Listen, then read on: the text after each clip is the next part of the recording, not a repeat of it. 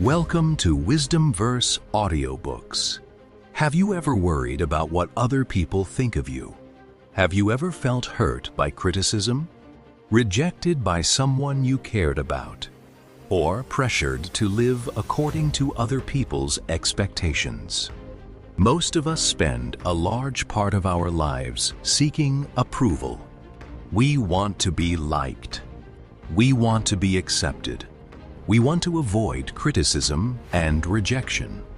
But what if this constant desire for approval is the very thing preventing us from living a happy and meaningful life?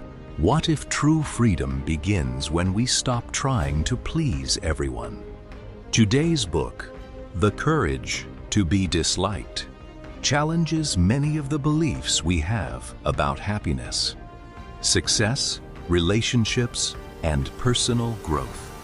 Written by Ichiro Kishimi and Fumitake Koga, this best-selling book introduces the powerful ideas of Adlerian psychology through a fascinating conversation between a philosopher and a young man. The young man believes that people are trapped by their past, that trauma shapes their future, that happiness belongs only to a lucky few. The philosopher disagrees. He argues that people are far more free than they realize, that our past does not define us, that happiness is a choice, and that the courage to be disliked may be the key to living a truly authentic life. This book invites us to question the stories we tell ourselves. It challenges us to stop blaming our circumstances, to stop seeking validation from everyone around us, and to begin taking responsibility for creating the life we want. The lessons in this book are not always comfortable. Some ideas may challenge everything you believe about yourself and the world. But that is precisely why this book has transformed millions of lives around the globe. As we journey through these powerful lessons together, you may discover that freedom, confidence, and happiness have been available to you all along. The only question is whether you have the courage to embrace them. So take a deep breath. Open your mind and prepare to explore one of the most life-changing books of our time. This is The Courage to be Disliked. Let's begin. Chapter 1. Your past does not define you. One of the most revolutionary ideas in The Courage to be Disliked is the claim that your past does not determine your future. At first, this idea sounds difficult to accept. After all, we live in a world that constantly tells us that our childhood experiences, past failures, and personal traumas shape who we become. Many people believe they are trapped by their circumstances. Someone who grew up in poverty may believe they can never achieve financial success. A person who experienced rejection may believe they are unworthy of love. Someone who failed in the past may become afraid to try again. These beliefs are common because they feel logical. But Adlerian psychology offers a completely different perspective. The philosopher in this book argues that people are not driven by their past. Instead, they are driven by the goals they create for themselves in the present. To understand this idea, imagine two people who experience the exact same hardship. Perhaps both grew up in difficult households. One person spends their entire life blaming their childhood for their unhappiness. The other uses the same experience as motivation to create a better future.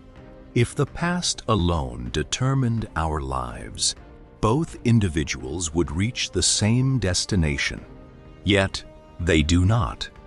The difference lies not in what happened to them, but in how they interpret what happened. This is one of the central teachings of Adlerian psychology. Events themselves do not define us. The meaning we assign to those events defines us. Consider a person who says, "I cannot trust people because I was betrayed in the past." The philosopher would challenge this statement. He would ask, is the betrayal truly preventing you from trusting others? Or have you chosen distrust as a way to protect yourself from future disappointment? This question may feel uncomfortable, but it reveals something powerful. Many of the limitations we believe are imposed upon us are actually choices we continue making, often without realizing it. This does not mean painful experiences are unimportant. The book does not deny that suffering exists. People experience loss. People experience heartbreak. People experience injustice. These experiences are real, but the author argues that they do not have the power to dictate our future unless we allow them to. Think about a person who failed an important exam. One response is to conclude, "I am not intelligent enough." Another response is, "I need a different strategy." The same event produces two completely different futures. The first interpretation creates hopelessness. The second creates growth. The event remains unchanged. Only the meaning changes. Many people spend years searching for the reason they are unhappy. They examine their childhood. They analyze every painful memory. They look for explanations.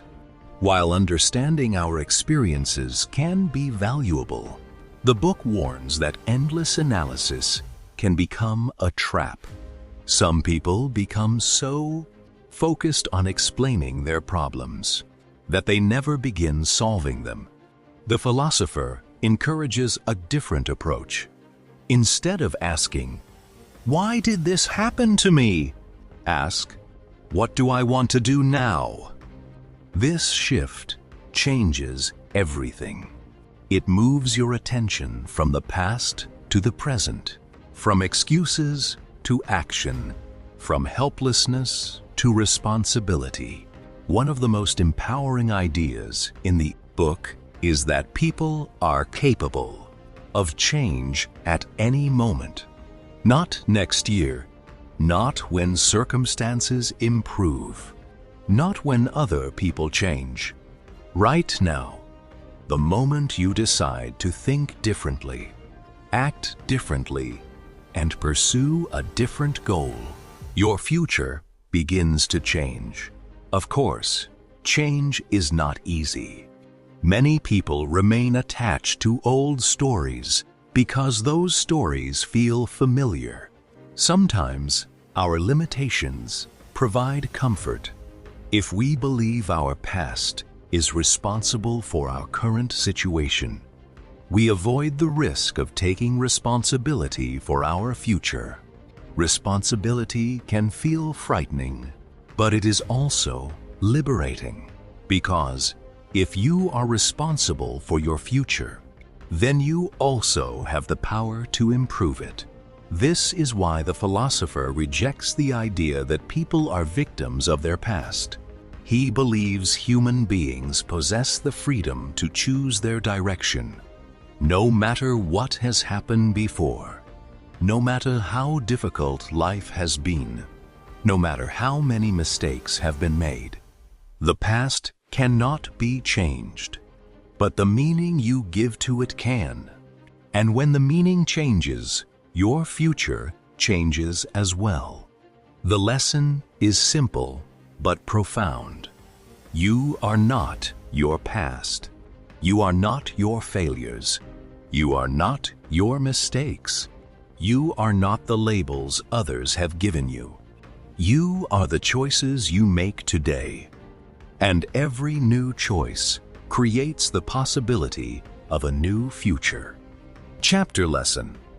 Your past may influence your story, but it does not have the authority to write your future. That power belongs to you. Chapter R.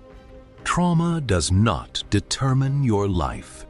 Few ideas in The Courage to Be disliked are as controversial as the claim that trauma does not determine a person's life. For many people, this statement sounds shocking. How can anyone say that trauma does not shape us? What about painful childhood experiences? What about abuse, loss, rejection, or betrayal? These events leave real scars. They affect emotions, relationships, and the way people view the world. The philosopher does not deny that painful experiences exist. What he challenges is the belief that these experiences permanently control our future. According to Adlerian psychology, people are not driven by causes. They are driven by purposes. This idea is called teleology. Most people view life through a cause and effect lens. They say, I am anxious because of what happened to me. I cannot trust people because I was betrayed. I am unhappy because of my childhood. These explanations seem reasonable, but Adlerian psychology asks a different question. Instead of asking what caused your behavior, it asks, what purpose does this behavior serve? At first, this sounds strange, but consider an example. Imagine a student who is terrified of speaking in public. The student may believe their fear is caused by a humiliating experience years ago. That experience may indeed be part of the story. However, Adlerian psychology would suggest another possibility. Perhaps the fear serves a purpose. If the student avoids speaking, they avoid criticism. They avoid embarrassment. They avoid failure. In other words, the fear provides protection. The behavior continues because it serves a goal. This perspective shifts the focus dramatically. Instead of seeing ourselves as victims of the past, we begin to see ourselves as active participants in the present. The philosopher shares an important insight. Many people unconsciously use their past as an explanation for why they cannot change. The past becomes a prison, not because it physically traps them, but because they believe it does. Imagine someone who says, I cannot build healthy relationships because my parents had a bad marriage. This belief may feel true, but if accepted without question, it becomes a limitation. The person stops trying. They stop growing. They stop believing change is possible. The problem is not the past itself. The problem is the conclusion they have drawn from it.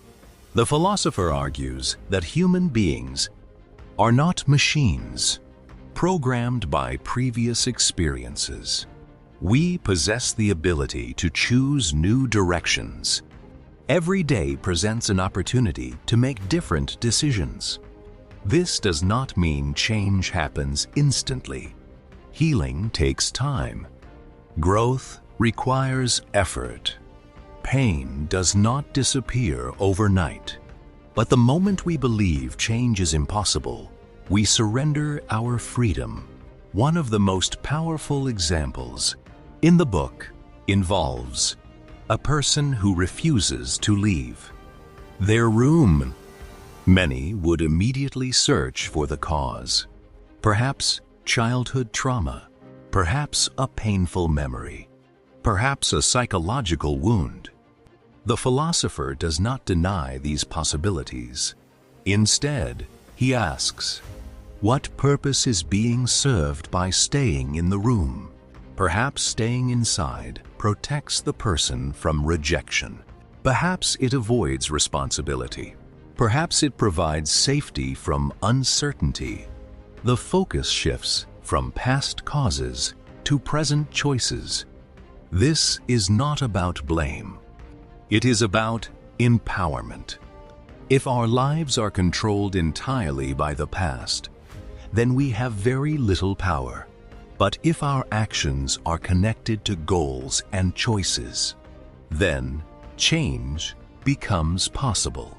The philosopher's message is not that suffering is imaginary. His message is that suffering does not have to define who we become. Many of history's most inspiring individuals experienced extraordinary hardship.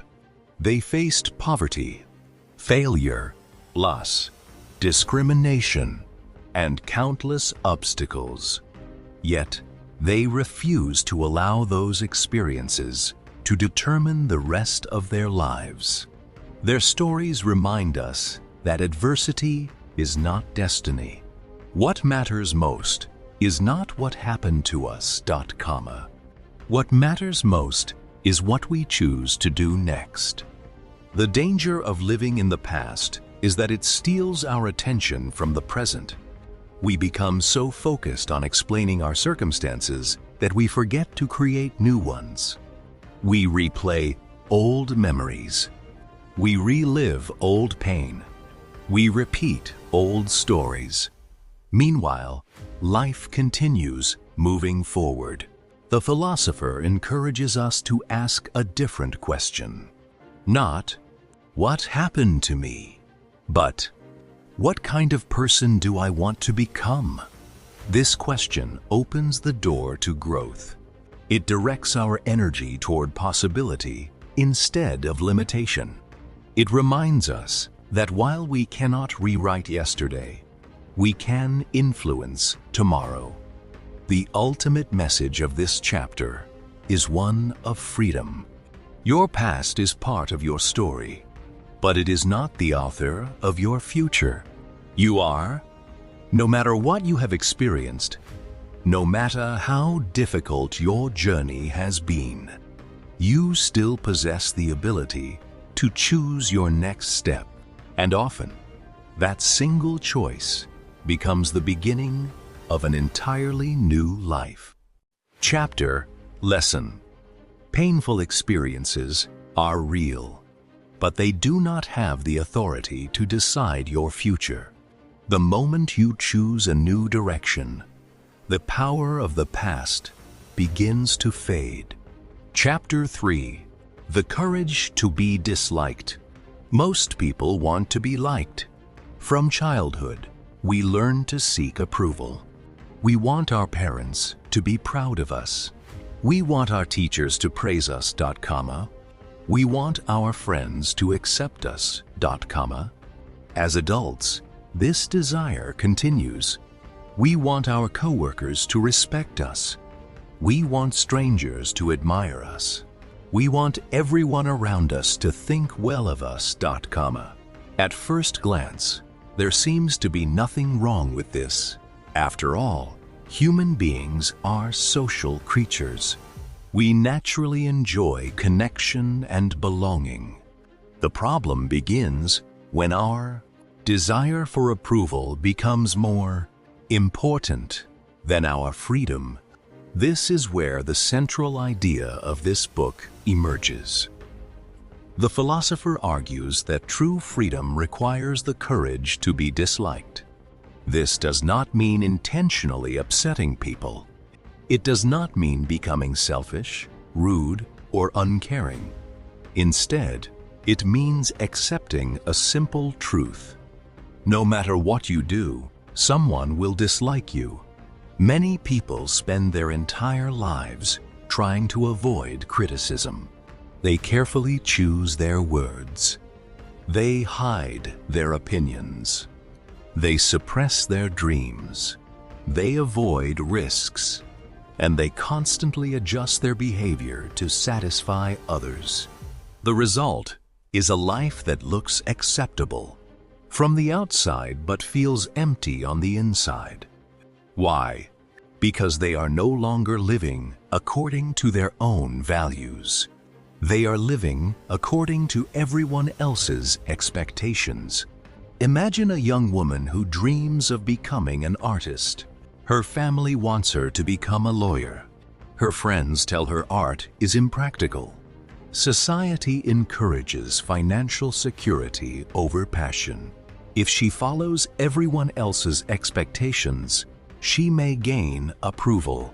People may praise her decisions.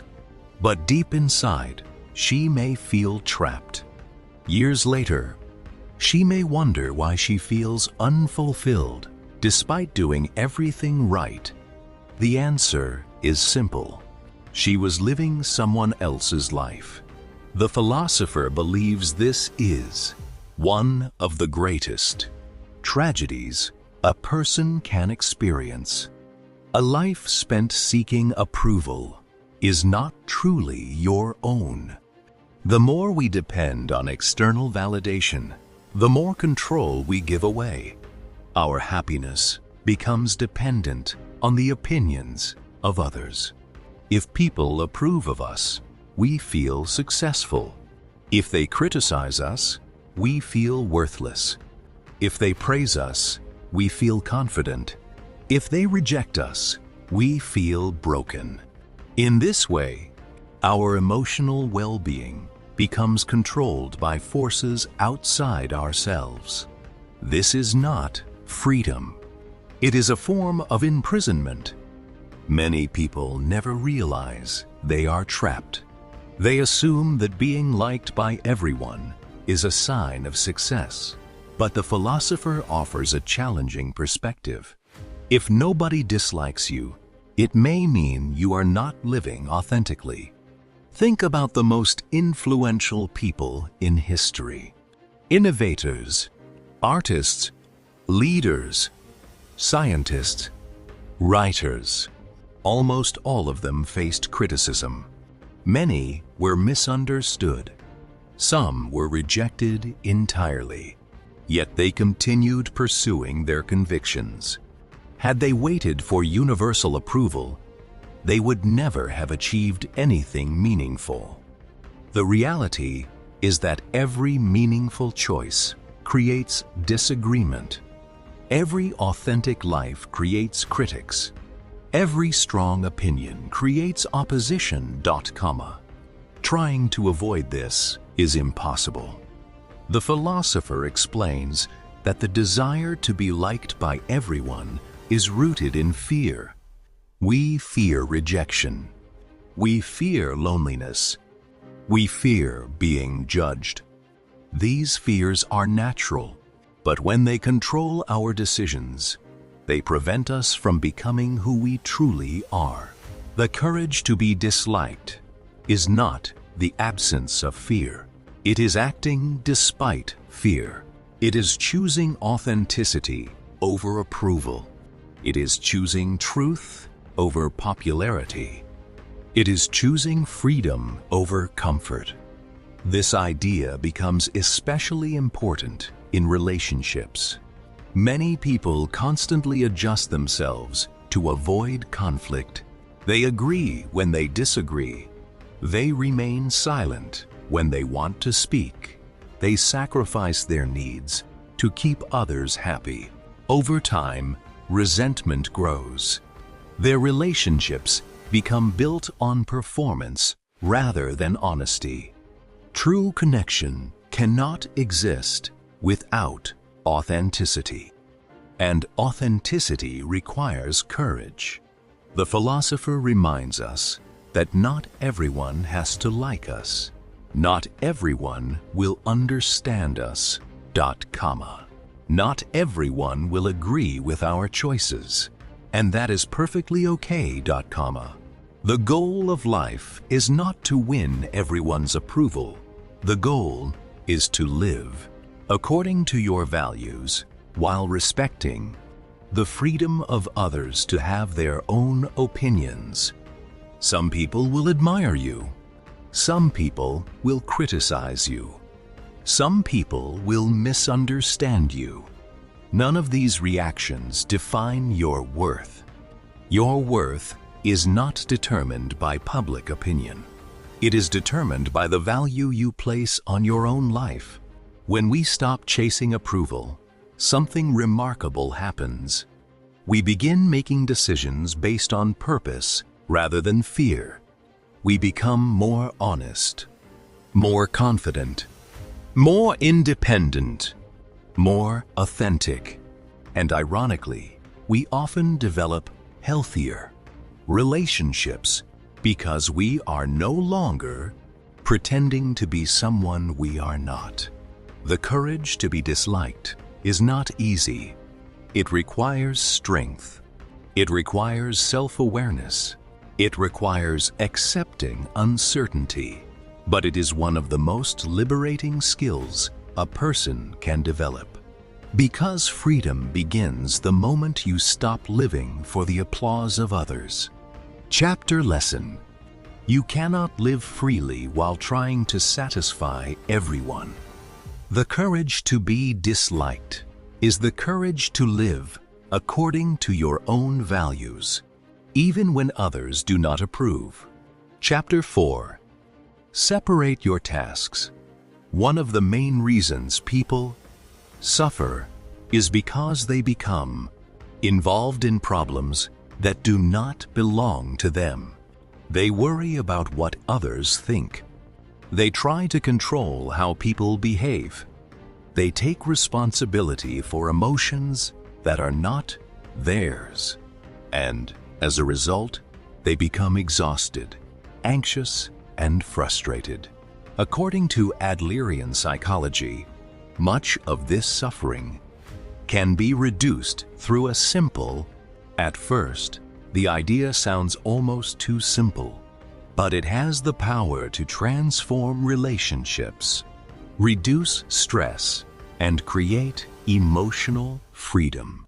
The philosopher explains that whenever a problem arises, we should ask a simple question: whose task is this?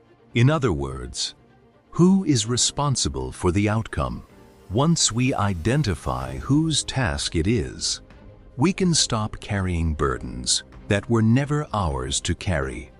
Imagine a student preparing for an important exam. The teacher can teach. The parents can encourage. Friends can offer support. But ultimately, studying is the student's task. Whether the student succeeds or fails depends largely on their own actions. Others may care deeply about the result, but they cannot take responsibility for the student's effort. Now, consider a different example. Suppose you express your opinion honestly and respectfully. Some people agree. Others disagree. A few may criticize you. Many people spend enormous amounts of energy trying to control these reactions. They want everyone to approve, everyone to understand, everyone to agree. But the philosopher argues that these reactions belong to other people. How others respond is their task. Your task is simply to act according to your values. This distinction may seem small, but it changes everything. Many people live under constant pressure because they believe they are responsible for everyone's feelings. If someone is upset, they blame themselves. If someone disapproves, they panic. If someone criticizes them, they immediately try to fix the situation. Over time, this creates anxiety and emotional exhaustion. The truth is that we are not responsible for managing everyone else's emotions. People have their own thought, their own beliefs, their own experiences, and therefore their own reactions. Trying to control these things is impossible. The philosopher gives a powerful example involving parents and children. Many parents want their children to make certain choices. They want them to attend specific schools, choose certain careers, or live according to particular expectations. These desires often come from love. Parents want the best for their children. However, when parents attempt to control every decision, they cross a boundary. They begin interfering with tasks that belong to someone else. The child's life is ultimately the child's responsibility. Parents can guide, teach, support, and encourage, but they cannot live another person's life. The same principle applies to friendships, marriages, workplaces, and families. Healthy relationships require clear boundaries. Without boundaries, people become trapped in cycles of control and resentment. One person constantly tries to change another. The other resists. Conflict grows. Neither side finds peace. Separation of tasks does not mean becoming indifferent. It does not mean refusing to help others. It simply means recognizing the limits of your responsibility. You can support someone without controlling them. You can care deeply without taking ownership of their decisions. You can love someone without living their life for them. This concept becomes especially powerful when dealing with criticism. Many people are terrified of being judged. They spend years trying to manage other people's opinions. But opinions belong to the people who hold them. You cannot control them. You cannot own them. You cannot eliminate them. What you can control is your own behavior, your own values, your own decisions. When you focus on your task and allow others to handle theirs, life becomes lighter. You stop carrying unnecessary burdens. You stop fighting battles that cannot be won. You stop seeking approval from every person you meet. Instead, you focus your energy where it actually matters. The philosopher believes this is one of the foundations of freedom. As long as we try to manage everyone else's reactions, we remain trapped. But when we learn to separate tasks, we reclaim our independence. Of course, this is not always easy. Sometimes we genuinely want people to like us. Sometimes we desperately want others to understand our intentions. Sometimes criticism hurts. But maturity involves accepting that not everything is within our control. And that is okay. In fact, it is liberating, because once you stop trying to control the uncontrollable, you can devote your energy to becoming the person you want to be. The separation of tasks teaches us that freedom begins where control ends. The moment you stop trying to manage everyone else's life is the moment you begin fully living your own. Chapter Lesson: Not every problem belongs to you. Focus on your own responsibilities and allow others to carry theirs. Freedom begins when you stop carrying tasks that were never yours in the first place. Chapter 5. Stop living for recognition. One of the strongest desires human beings have is the desire for recognition. We want our efforts to be noticed. We want our achievements to be appreciated. We want people to acknowledge our value. There is nothing unusual about this desire. In many ways, it is part of being human. A child seeks praise from parents. A student seeks approval from teachers. An employee seeks recognition from managers. Even on social media, people often measure their worth through likes, comments, and followers. Recognition feels good. Praise feels rewarding. Approval provides a temporary sense of satisfaction. But according to Adlerian psychology, there is a hidden danger. The moment your happiness depends on recognition, you give other people control over your life. Think about it. If your self-worth depends on praise, what happens when praise disappears? If your confidence depends on approval, what happens when people criticize you? If your motivation depends on recognition, what happens when your efforts go unnoticed? Many people experience emotional highs and lows because they have unknowingly connected their value to the opinions of others. When they receive praise, they feel important. When they receive criticism, they feel worthless. Their sense of self rises and falls according to external validation. The philosopher challenges this entire way of thinking. He argues that a healthy life cannot be built on the need for recognition. This does not mean praise is bad. It simply means that praise should not become the foundation of your identity. Imagine a musician who loves creating music. At first, they create because they enjoy the process. The music itself brings fulfillment, but over time, they become obsessed with recognition. They constantly checked views, comments, and rankings.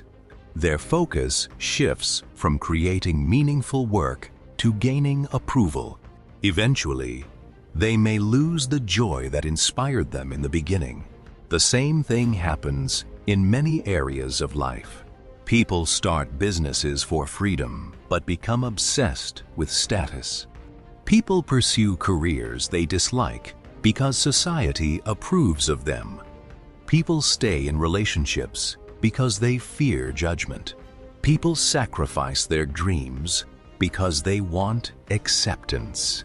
In every case, recognition becomes a prison.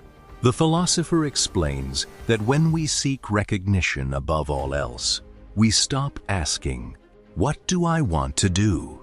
and start asking, "What will make people approve of me?" This small change has enormous consequences. Instead of living authentically, we begin performing. Instead of following our values, we follow expectations. Instead of building our own lives, we build lives designed to impress others. The tragedy is that recognition can never fully satisfy us. No matter how much approval we receive, there is always a desire for more. More praise, more validation, more admiration. The pursuit becomes endless. Like drinking salt water, the more we consume, the thirstier we become. The philosopher encourages a different path. Rather than seeking recognition, seek contribution. Rather than asking how many people admire you, ask how your actions improve the lives of others. Contribution creates meaning. Recognition creates dependency. One comes from within. The other depends on forces outside your control. This idea can feel uncomfortable because society often rewards recognition. People celebrate fame, status, popularity, public success. But these things do not automatically create happiness. Many highly admired individuals still feel empty. Meanwhile, some of the happiest people live quiet lives with little public recognition. Why? Because fulfillment comes from purpose, not applause. The philosopher is not suggesting that you ignore feedback. Constructive criticism can help us grow. Kind words can encourage us. Support from others is valuable. The problem arises when recognition becomes a necessity instead of a bonus. A mature person appreciates praise without depending on it. They continue doing meaningful work whether others notice or not. They remain committed to their values regardless of public opinion. This kind of freedom is rare, but it is powerful. Imagine how different your life would be if you stopped worrying about whether everyone approved of you. How many decisions would change? How many fears would disappear? How many dreams would become possible? The desire for recognition often keeps people trapped in lives they never truly wanted. The courage to let go of that desire opens the door to authenticity. You no longer need permission to pursue what matters. You no longer need applause to validate your worth. You no longer need everyone to agree with your choices. Your value exists independently of recognition. It always has, and it always will. Chapter lesson: recognition feels good, but it should never determine your worth. The moment you stop living for approval is the moment you begin living for yourself. Chapter 6. Interpersonal relationships are the source of most problems. If someone asked you what causes human suffering, what would your answer be? You might mention money, health problems, failure, stress, or difficult life circumstances. While these challenges certainly create hardship, Adlerian psychology presents a surprising perspective. According to Alfred Adler, nearly all human problems are ultimately problems of interpersonal relationships. At first, this idea may sound exaggerated. How can relationships be the source of most problems? But the more closely we examine our lives, the more truth we begin to see in this claim. Think about the moments that have caused you the greatest emotional pain. Perhaps someone betrayed your trust. Perhaps you experienced rejection. Perhaps you felt misunderstood, ignored, criticized, or abandoned. Many of our deepest wounds involve other people. Even problems that appear unrelated to relationships often contain a social element. For example, imagine a person who feels insecure about their career. At first, this seems like a personal issue, but often, the insecurity comes from comparison. They compare themselves to colleagues, friends, family members, or society's expectations. Without comparison, much of the anxiety disappears. The philosopher explains that human beings are social creatures. We naturally seek connection. We want to belong. We want to feel accepted and valued. This desire itself is not the problem. The problem arises when our sense of worth becomes dependent on how we believe others see us. Many people live under constant pressure because they are worried about judgment.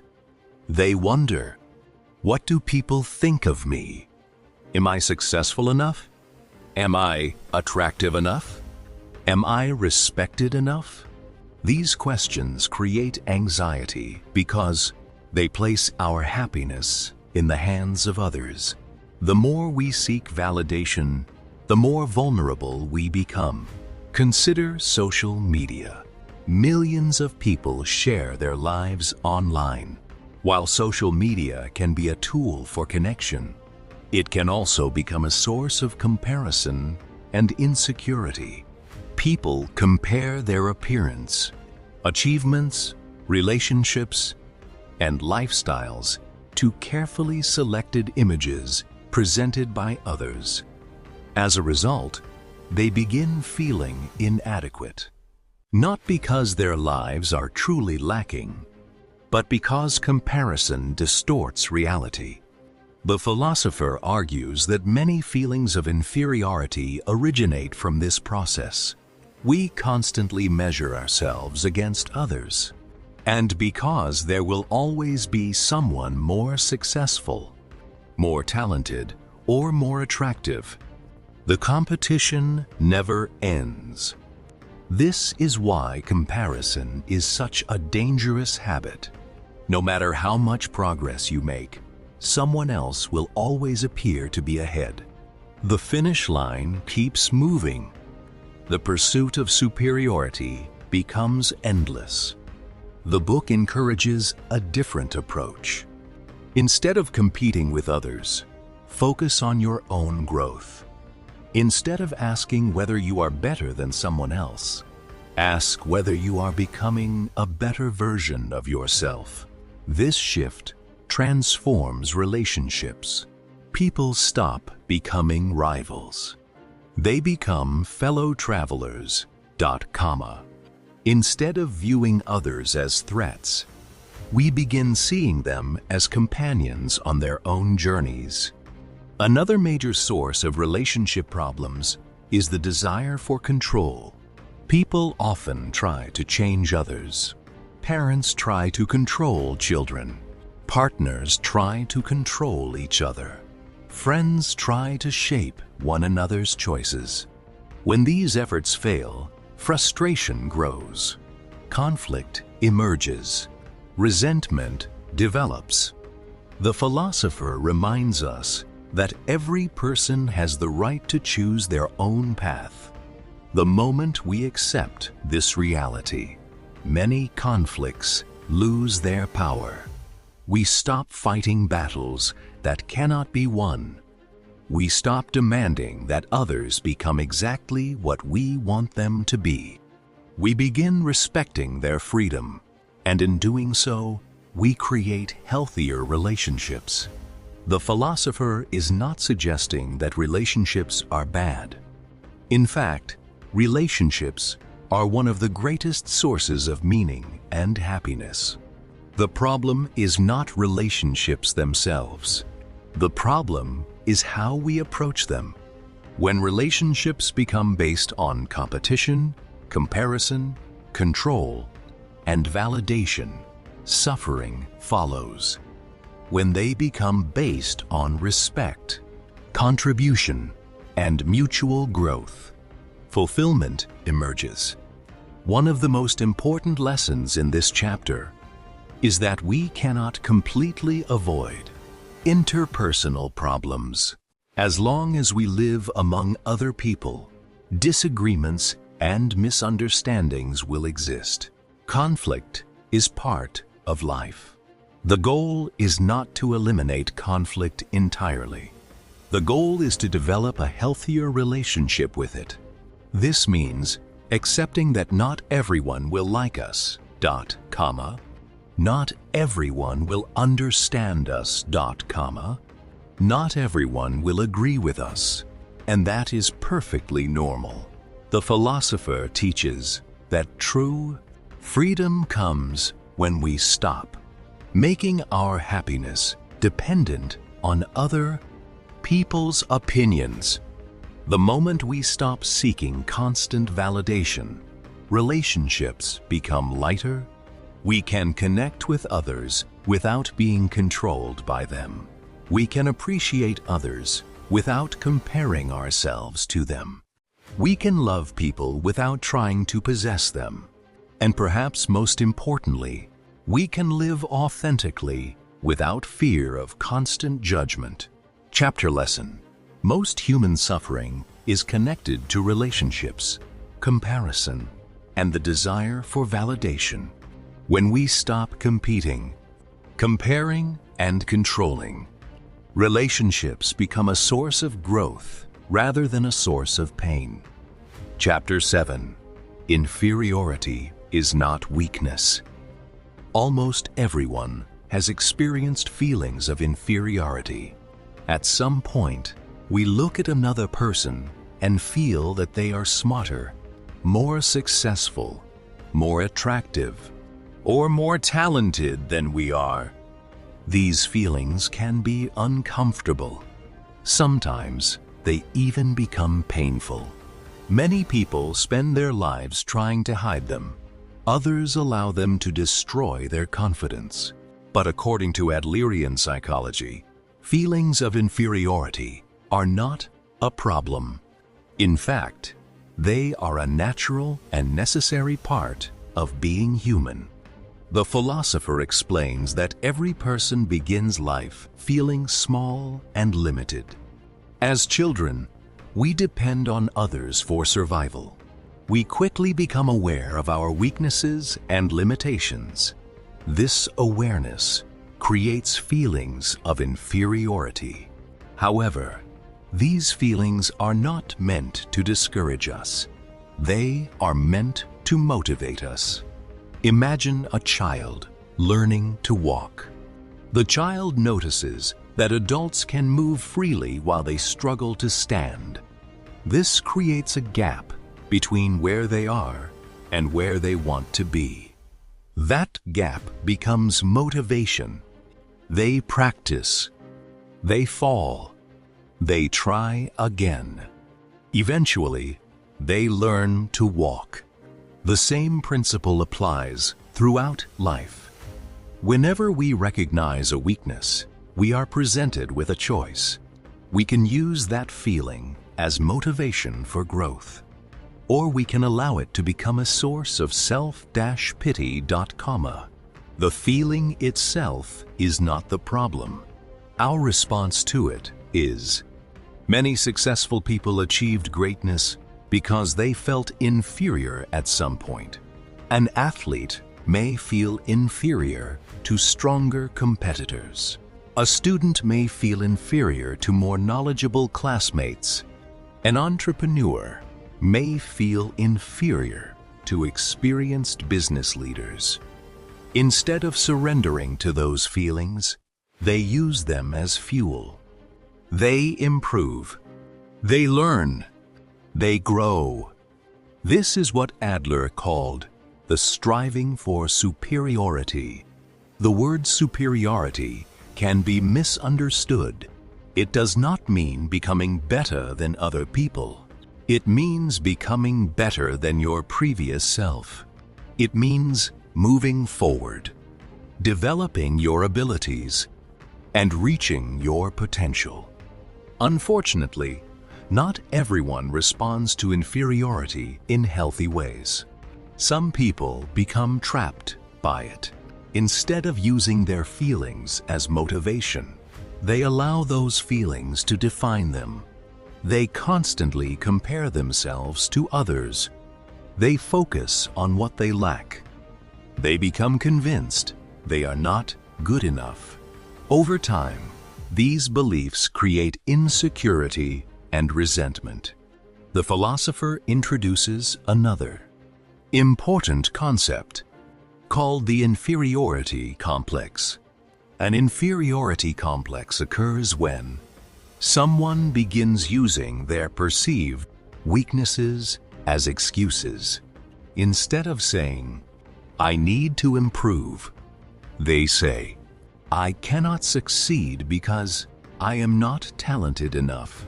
Instead of saying, "I need more experience," they say, "I will never be as good as others." The inferiority complex turns challenges into permanent limitations. It transforms temporary weaknesses into lifelong barriers. The tragedy is that many of these barriers exist only in the mind. Another unhealthy response is the superiority complex. This happens when people attempt to hide their feelings of inferiority by acting superior. They constantly seek attention. They boast about their achievements. They try to appear important. They look down on others. From the outside, They may seem confident, but deep inside, they are often struggling with the same feelings of insecurity. Their arrogance becomes a mask, a way of protecting themselves from vulnerability. True confidence does not require superiority. A genuinely confident person does not need to prove their worth. They do not need to dominate conversations. They do not need to constantly compare themselves to others. They simply focus on growth.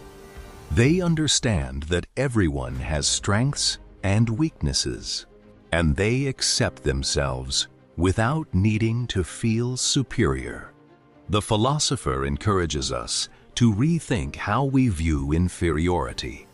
Instead of seeing it as evidence that something is wrong with us, we can see it as evidence that we have room to grow. The feeling itself is not an enemy. It is a guide. It points toward areas where development is possible. Of course, growth requires patience. No one becomes their best self overnight. Improvement happens gradually, one step at a time, one lesson at a time, one decision at a time. The goal is not perfection. The goal is progress.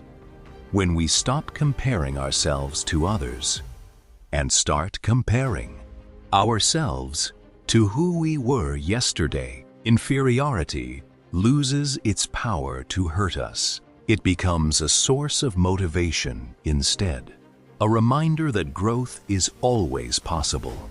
No matter where we are today, no matter how far we still have to go. Chapter lesson. Feeling inferior does not mean you are weak.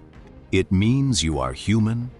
The healthiest response is not to compare yourself to others, but to use those feelings as motivation to become a better version of yourself. Chapter 8. Competition creates unhappiness. From a young age, many of us are taught that life is a competition. We compete for grades in school. We compete for jobs. We compete for promotions. We compete for attention, status, and recognition. Society often tells us that success means being ahead of others, being richer, being smarter, being more attractive, being more accomplished. At first glance, competition may seem harmless. In some situations, it can even motivate people to improve. But Adlerian psychology warns that when competition becomes a way of life, it can quietly destroy our happiness. Why? Because competition teaches us to measure our worth against other people. Instead of asking, "Am I growing?" we ask, "Am I ahead of everyone else?" This shift creates a never-ending cycle of comparison. No matter how successful you become, there will always be someone who appears to have more, someone wealthier, someone more talented, someone more popular, someone more accomplished. The finish line keeps moving. As a result, lasting satisfaction becomes impossible. Imagine two runners on a track. The first runner focuses on improving their own performance. They celebrate progress. They learn from mistakes. They enjoy the process of becoming stronger. The second runner constantly looks at everyone else. Their happiness depends entirely on being ahead. Even when they succeed, the joy is temporary because a new competitor eventually appears. Which runner is more likely to experience peace? The answer is obvious. Yet many people live like the second runner. They spend their lives watching others, comparing salaries, comparing lifestyles, comparing appearances, comparing achievements, and every comparison creates another opportunity for dissatisfaction. The philosopher explains that competition turns other people into enemies. Instead of seeing others as fellow human beings, we begin viewing them as obstacles. Their success feels threatening. Their achievements make us insecure. Their progress feels like our failure. This mindset damages relationships. It creates jealousy, resentment, and unnecessary stress. Consider social media. People often see carefully edited versions of other people's lives. Luxury vacations, career achievements, perfect relationships, beautiful homes, and exciting experiences. Without realizing it, they begin comparing their reality to someone else's highlight reel. The result is often anxiety and self-doubt. They start feeling inadequate, even when their own lives are meaningful and fulfilling. The philosopher argues that much of this suffering comes from treating life like a competition. But life was never meant to be a race against other people.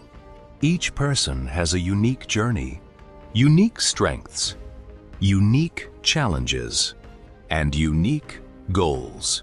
Comparing two completely different lives makes little sense. Imagine comparing a tree and a flower. The tree grows tall and strong. The flower blooms beautifully. Neither is better than the other. They simply serve different purposes.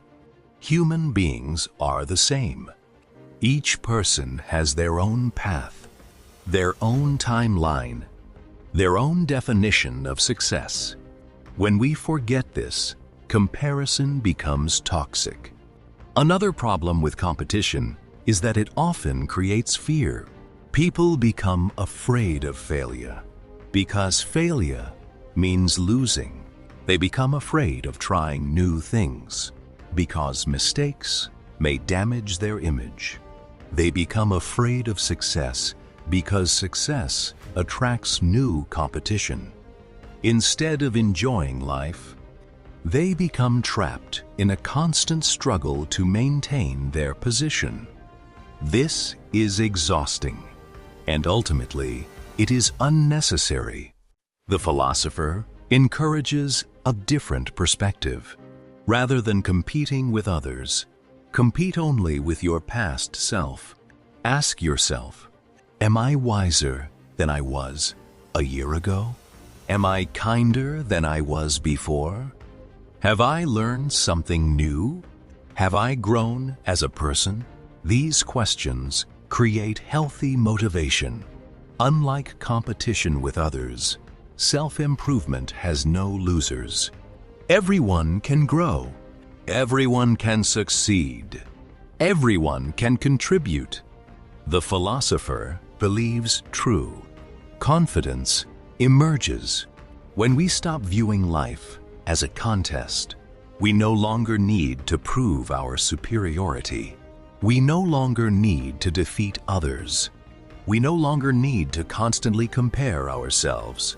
Instead, we focus on becoming the best version of ourselves. This shift transforms everything. Relationships become healthier, achievements become more meaningful, and happiness becomes more stable. Because it is no longer dependent on someone else's failure. One of the most liberating realizations in life is understanding that another person's success does not diminish your own. Their achievements do not take anything away from you. In fact, their success can inspire you, teach you, and motivate you. When competition disappears, cooperation becomes possible. People stop seeing each other as rivals. They begin seeing each other as partners in the shared experience of life. Chapter lesson: life is not a race against other people. The only meaningful comparison is between who you are today and who you were yesterday. True happiness begins when you stop competing and start growing. Chapter 9. Happiness is a choice. What does it mean to be happy? For many people, happiness seems like something that exists in the future. They believe they will be happy when they earn more money, when they find the perfect relationship, when they achieve success, when they buy a house, when they finally reach a certain goal. Until then, happiness feels out of reach. It becomes a destination rather than a way of living. But Adlerian psychology challenges this belief. The philosopher argues that happiness is not something we find. It is something we choose. At first, this idea may seem unrealistic. After all, life is full of challenges. People experience loss, failure, disappointment, and uncertainty. How can happiness be a choice in such circumstances? The answer lies in understanding the difference between circumstances and interpretation. Two people can experience the same situation and react very differently. One person sees obstacles. The other sees opportunities. One focuses on limitations. The other focuses on possibilities. The event may be identical, but the meaning each person assigns to it creates a completely different emotional experience. Imagine two employees who lose their jobs. The first person views the situation as proof that they have failed. They become discouraged and hopeless. The second person views the situation as an opportunity to explore a new path. They feel uncertainty, but they also feel possibility. The same event creates two different futures, not because circumstances changed, but because perspective changed. The philosopher explains that many people postpone happiness.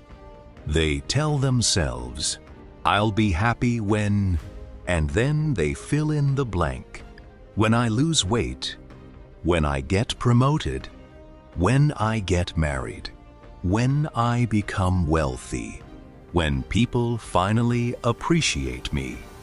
The problem is that once one goal is achieved, another appears. The cycle never ends. Happiness remains permanently delayed, always waiting in the future, never available in the present. This mindset creates a dangerous illusion. It convinces people that happiness is something external, something dependent on achievements, possessions, or recognition. But if happiness depends entirely on external conditions, then it will always be fragile. Life is unpredictable. Success can disappear. Money can be lost. Relationships can change. Public approval can vanish.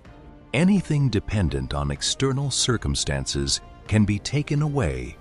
The philosopher encourages us to build happiness on something more stable. He suggests that happiness comes from how we choose to engage with life.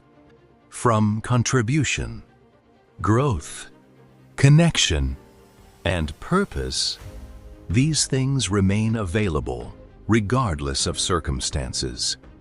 Another obstacle to happiness is comparison.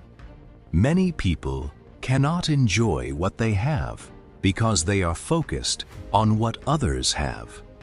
They compare their appearance, their income, their achievements, their relationships. As long as happiness depends on being better than someone else, it remains impossible to achieve. There will always be another comparison, another standard, another person who appears more successful. The philosopher argues that happiness begins when we stop measuring our lives against others. Instead of asking, "Am I ahead of everyone else?" we ask, "Am I living according to my values?" This question shifts our attention inward. It reminds us that happiness is not a competition. It is a personal experience. One of the most powerful ideas in this chapter is that courage and happiness are deeply connected. Many people are unhappy because they are living according to fear.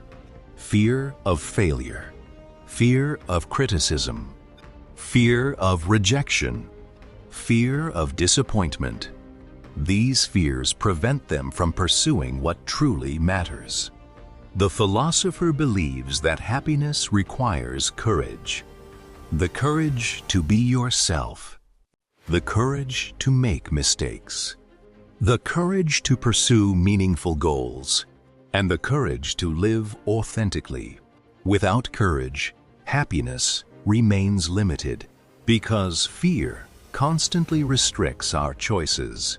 This does not mean happy people never experience sadness. They do. Every human being experiences difficult emotions. Happiness is not the absence of pain. It is the presence of purpose. It is knowing that life has meaning, even during difficult seasons. It is continuing to move forward despite challenges. It is appreciating what exists, rather than constantly focusing on what is missing. The philosopher invites us to stop chasing happiness as if it were a distant destination. Instead, he encourages us to create happiness through the way we live each day, through gratitude, through contribution, through growth, through meaningful relationships, and through the courage to be ourselves. The moment we stop waiting for perfect circumstances is the moment happiness becomes possible, because happiness was never hiding in the future. It was always available in the present. Chapter Lesson: Happiness is not something you discover at the end of the journey. It is something you create through your choices, your perspective, and the way you live each day. Chapter 10: The Courage to be Ordinary. Modern society constantly encourages us to be extraordinary. We are told to stand out, to be special, to be exceptional, to achieve greatness. From childhood, many people are taught that their value depends on how much they accomplish. The message is everywhere. Be the best. Be number one. Be more successful than everyone else. At first, these ideas may sound motivating, but they often create an invisible burden, a burden that follows people throughout their lives. Many begin to believe that being ordinary is a failure, that a normal life is somehow not enough. As a result, they spend years chasing recognition, status, and achievement. Not because they truly want these things, but because they fear being average. The philosopher challenges this belief directly. He argues that one of the greatest sources of suffering is the desire to be special. Why? Because the desire to be special often comes from comparison. If you want to be special, you need someone else to be less special. If you want to feel superior, someone else must appear inferior. This creates a constant competition. And as we learned earlier, competition rarely leads to lasting happiness. Imagine a person who constantly seeks recognition. They want praise, admiration, status, and attention. For a moment, these things may feel satisfying, but eventually, the feeling fades. Then they need more recognition, more achievement, more proof that they are important. The cycle never ends. The philosopher explains that many people fear being ordinary because they misunderstand what ordinary means. Ordinary does not mean insignificant. Ordinary does not mean worthless. Ordinary does not mean unimportant. It simply means being human. Every human being has strengths and weaknesses, successes and failures, moments of confidence and moments of doubt. No one is perfect. No one is superior in every way. Accepting this reality is not depressing. It is liberating. Consider a beautiful garden. Not every flower is the tallest. Not every flower is the brightest. Yet together, they create something beautiful. Each contributes in its own way. Human beings are no different. The value of your life is not determined by how much attention you receive. It is determined by how you live. Many people spend years trying to prove their worth. They believe they must accomplish something extraordinary before they deserve respect. But the philosopher argues that every person already possesses value, not because of achievements, not because of status, not because of recognition, but because they are human. This idea can feel uncomfortable in a culture that celebrates achievement. Above all else, we often admire celebrities, business leaders, and famous figures. We assume their lives are more meaningful than our own. But happiness does not belong exclusively to extraordinary people. Some of the happiest individuals live simple lives. They contribute to their communities, care for their families, help others, and find meaning in everyday experiences. Their lives may never appear in headlines, yet their lives are deeply valuable. The philosopher encourages us to let go of the need to be exceptional, not because ambition is wrong, but because our self-worth should never depend on achievement. There is nothing wrong with pursuing goals, working hard, or striving for excellence. The problem begins when we believe our value depends on the outcome. When success becomes a requirement for self-respect, a person who accepts their ordinariness gains a unique kind of freedom. They no longer need constant validation. They no longer need to prove their superiority. They no longer need to compete with everyone around them. Instead, they can focus on living authentically, contributing meaningfully, and appreciating life as it is. This acceptance creates peace. It allows people to enjoy their journey instead of constantly chasing a distant destination. One of the most beautiful lessons in the book is that ordinary does not mean invisible. Every act of kindness matters. Every contribution matters. Every meaningful connection matters. You do not need to change the entire world to live a valuable life. Sometimes changing one person's life is enough. Sometimes being present for your family is enough.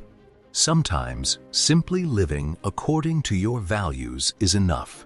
The courage to be ordinary is not about lowering your standards. It is about releasing the belief that your worth depends on being extraordinary.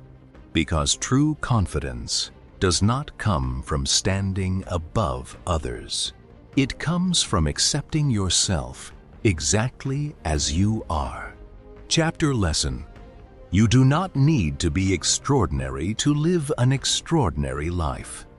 Your worth is not determined by status, recognition, or achievement. The courage to be ordinary is the courage to accept yourself without needing to prove your value to the world. Chapter 11. Stop comparing yourself to others. Comparison is one of the most common habits in human life.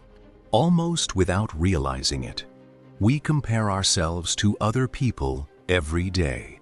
We compare our appearance, our income, our achievements, our relationships, our talents, and even our happiness. From the outside, comparison may seem harmless. In fact, many people believe it motivates them to improve.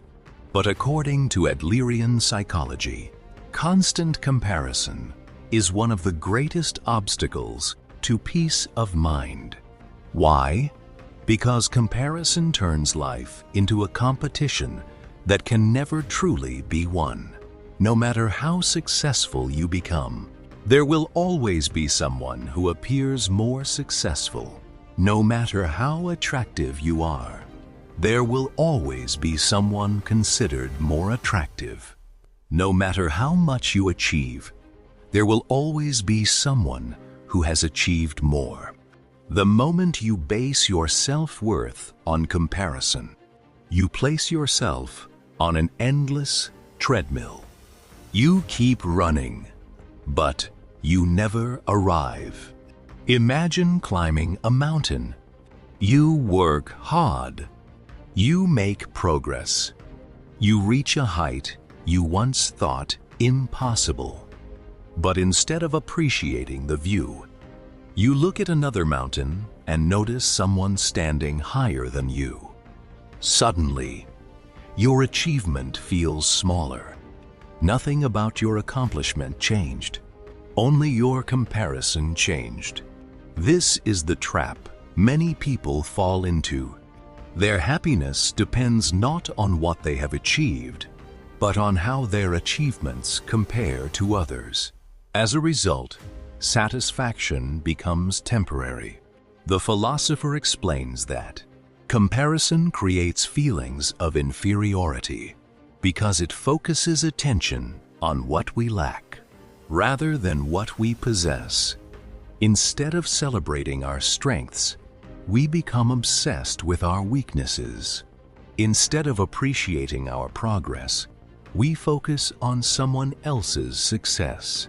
Over time, this habit damages self-confidence and creates unnecessary suffering. Social media has amplified this problem dramatically. Every day, people are exposed to carefully edited versions of other people's lives.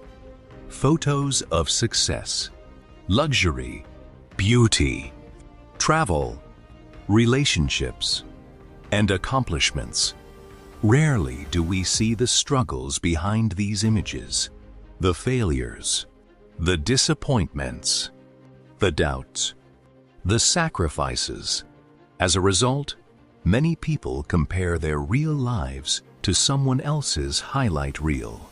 The comparison is unfair from the beginning, yet it still affects how they feel about themselves. The philosopher encourages us to ask a different question. Instead of asking, "How do I compare to others?" ask, "Am I growing?" This simple shift changes everything. Growth is personal. Growth is meaningful. And unlike comparison, growth does not require someone else to lose. Imagine a musician learning an instrument. If they constantly compare themselves to world-class performers, they may become discouraged. But if they compare themselves to who they were 6 months ago, they can clearly see improvement. The first comparison creates frustration. The second creates motivation. The same principle applies to every area of life. The goal is not to be better than others. The goal is to become better than your previous self. This perspective creates freedom. You no longer need to prove your superiority. You no longer need to compete with everyone around you. You no longer need to feel threatened by other people's success. Instead, you can appreciate the achievements of others while continuing your own journey.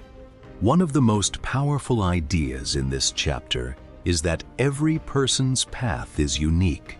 People start from different circumstances. They face different challenges.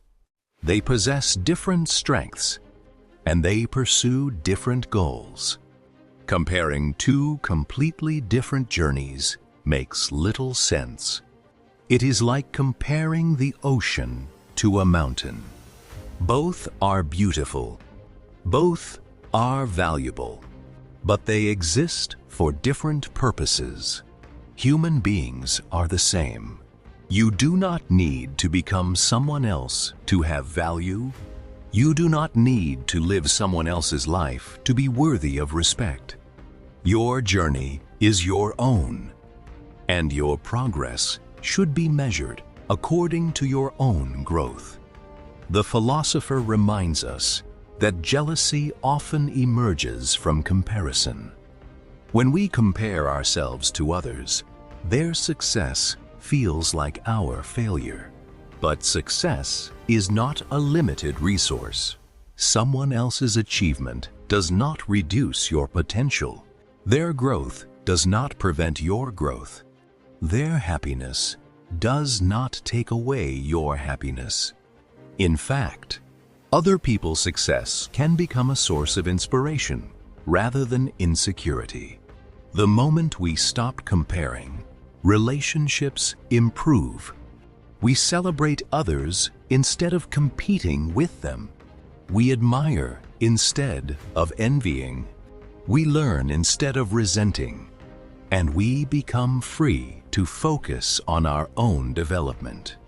Life becomes lighter, more peaceful, and far more fulfilling because our attention shifts away from what others are doing and toward what truly matters, our own growth. Chapter, lesson. Your value is not determined by how you compare to other people. The only meaningful comparison is between who you are today and who you were yesterday. Focus on growth, not competition, and you will find a deeper sense of peace and fulfillment. Chapter 12. Life is not a competition. Many people spend their entire lives believing they are, competing against everyone around them. They compete with classmates, co-workers, friends, neighbors, even family members. The world teaches us that success means getting ahead of others, being first, being better, being superior. As a result, many people view life as a race, a never-ending struggle to stay ahead. But according to Adlerian psychology, this way of thinking creates unnecessary suffering. The philosopher argues that life is not a competition, it is a journey, and every person is traveling a different path. Imagine two people walking toward different destinations. One is heading toward the mountains. The other is heading toward the ocean. Would it make sense for them to compete? Of course not. Their destinations are different. Their journeys are different. Their challenges are different, yet many people compare their lives as if everyone were moving toward the exact same goal. They compare careers, relationships, finances, achievements, and lifestyles. But every person has unique circumstances, values, and aspirations. The philosopher explains that viewing life as a competition creates constant tension. If someone succeeds, you feel threatened. If someone receives recognition, you feel overlooked. If someone advances, you feel left behind. Instead of celebrating another person's growth, you see it as evidence of your own inadequacy. This mindset transforms potential allies into rivals, and it makes genuine happiness difficult to achieve. Think about a workplace environment. When employees constantly compete with one another, trust decreases. People hide information.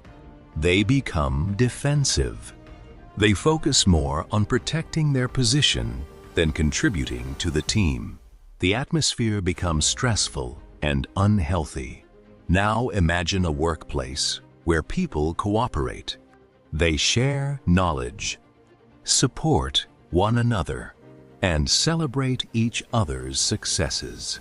Productivity improves, relationships strengthen, and people experience greater satisfaction. The same principle applies to life. Cooperation creates connection. Competition often creates isolation. The philosopher introduces a powerful idea. Instead of asking, "How can I be better than others?" ask, "How can I contribute?" This question changes your relationship with the world. Contribution shifts attention away from status and toward service. It focuses on what you can give rather than what you can gain. And, surprisingly, contribution often leads to a deeper sense of fulfillment than competition ever can. Consider a teacher who genuinely cares about helping students learn. Their satisfaction comes from contributing to the growth of others. Or a nurse who comforts patients during difficult times. Their work carries meaning because it improves lives. These individuals may never become famous. They may never receive extraordinary recognition. Yet many experience a strong sense of purpose. Why? Because contribution creates meaning. The philosopher believes that human beings are happiest when they feel useful to others. This does not mean sacrificing your own needs. It means recognizing that life becomes richer when we participate in something larger than ourselves. Another reason competition creates unhappiness is that it encourages constant comparison. As we learned in the previous chapter, comparison keeps people focused on what they lack. No matter how much they achieve, someone else always appears to have more. The cycle never ends. But contribution works differently. There is no limit to kindness, no limit to generosity, no limit to the positive impact one person can have. Unlike competition, contribution allows everyone to succeed. The philosopher also challenges the idea that we must constantly prove our worth. Many people feel pressure to demonstrate their value through achievements. They believe they must earn respect by outperforming others. But true self-worth does not come from victory. It comes from recognizing your value as a human being. When you stop viewing life as a contest, you no longer need to prove yourself every day. You can appreciate your own journey You can celebrate other people's success. You can focus on growth instead of comparison. And you can build relationships based on respect rather than rivalry. This perspective creates freedom. It removes the burden of constantly measuring yourself against others. It allows you to live according to your own values instead of society's expectations. Most importantly, it reminds you that your life does not need to look like anyone else's. Your path is unique. Your challenges are unique. Your contributions are unique. And that is enough. The philosopher encourages us to see other people not as competitors, but as companions. We are all navigating life together, facing challenges, learning lessons, making mistakes, and striving to grow.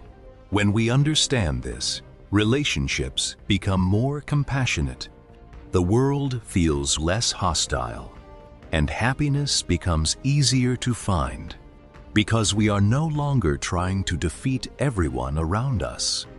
We are simply trying to become the best version of ourselves.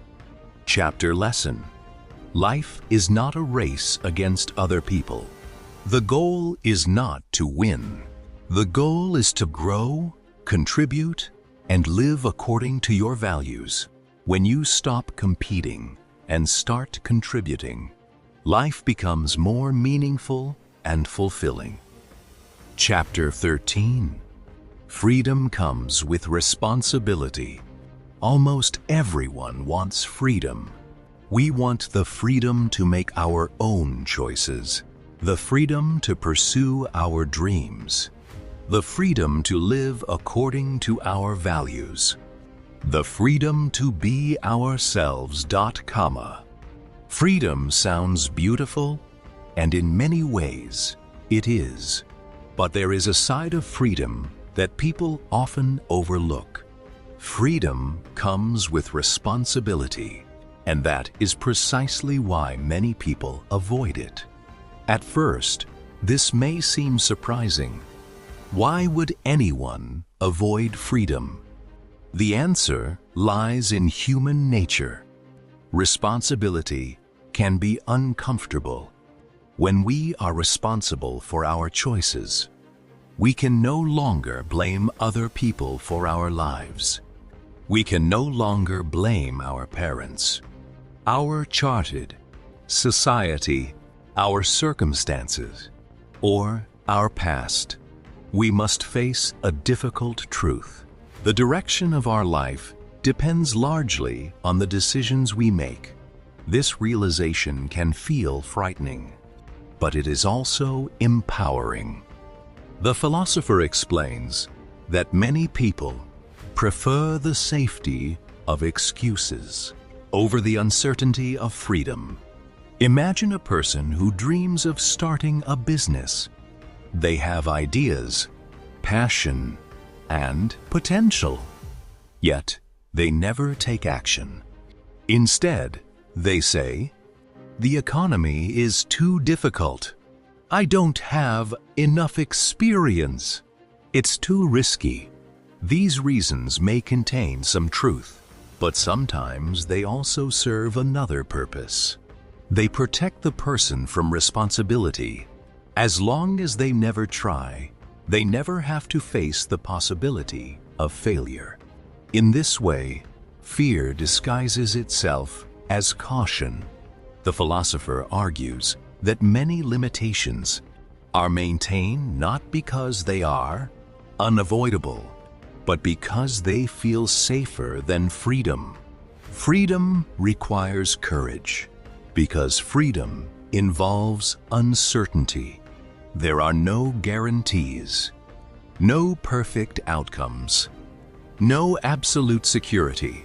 When we choose our own path, we accept the possibility of mistakes, and many people find this uncomfortable. Consider a student choosing a career. One path follows family expectations.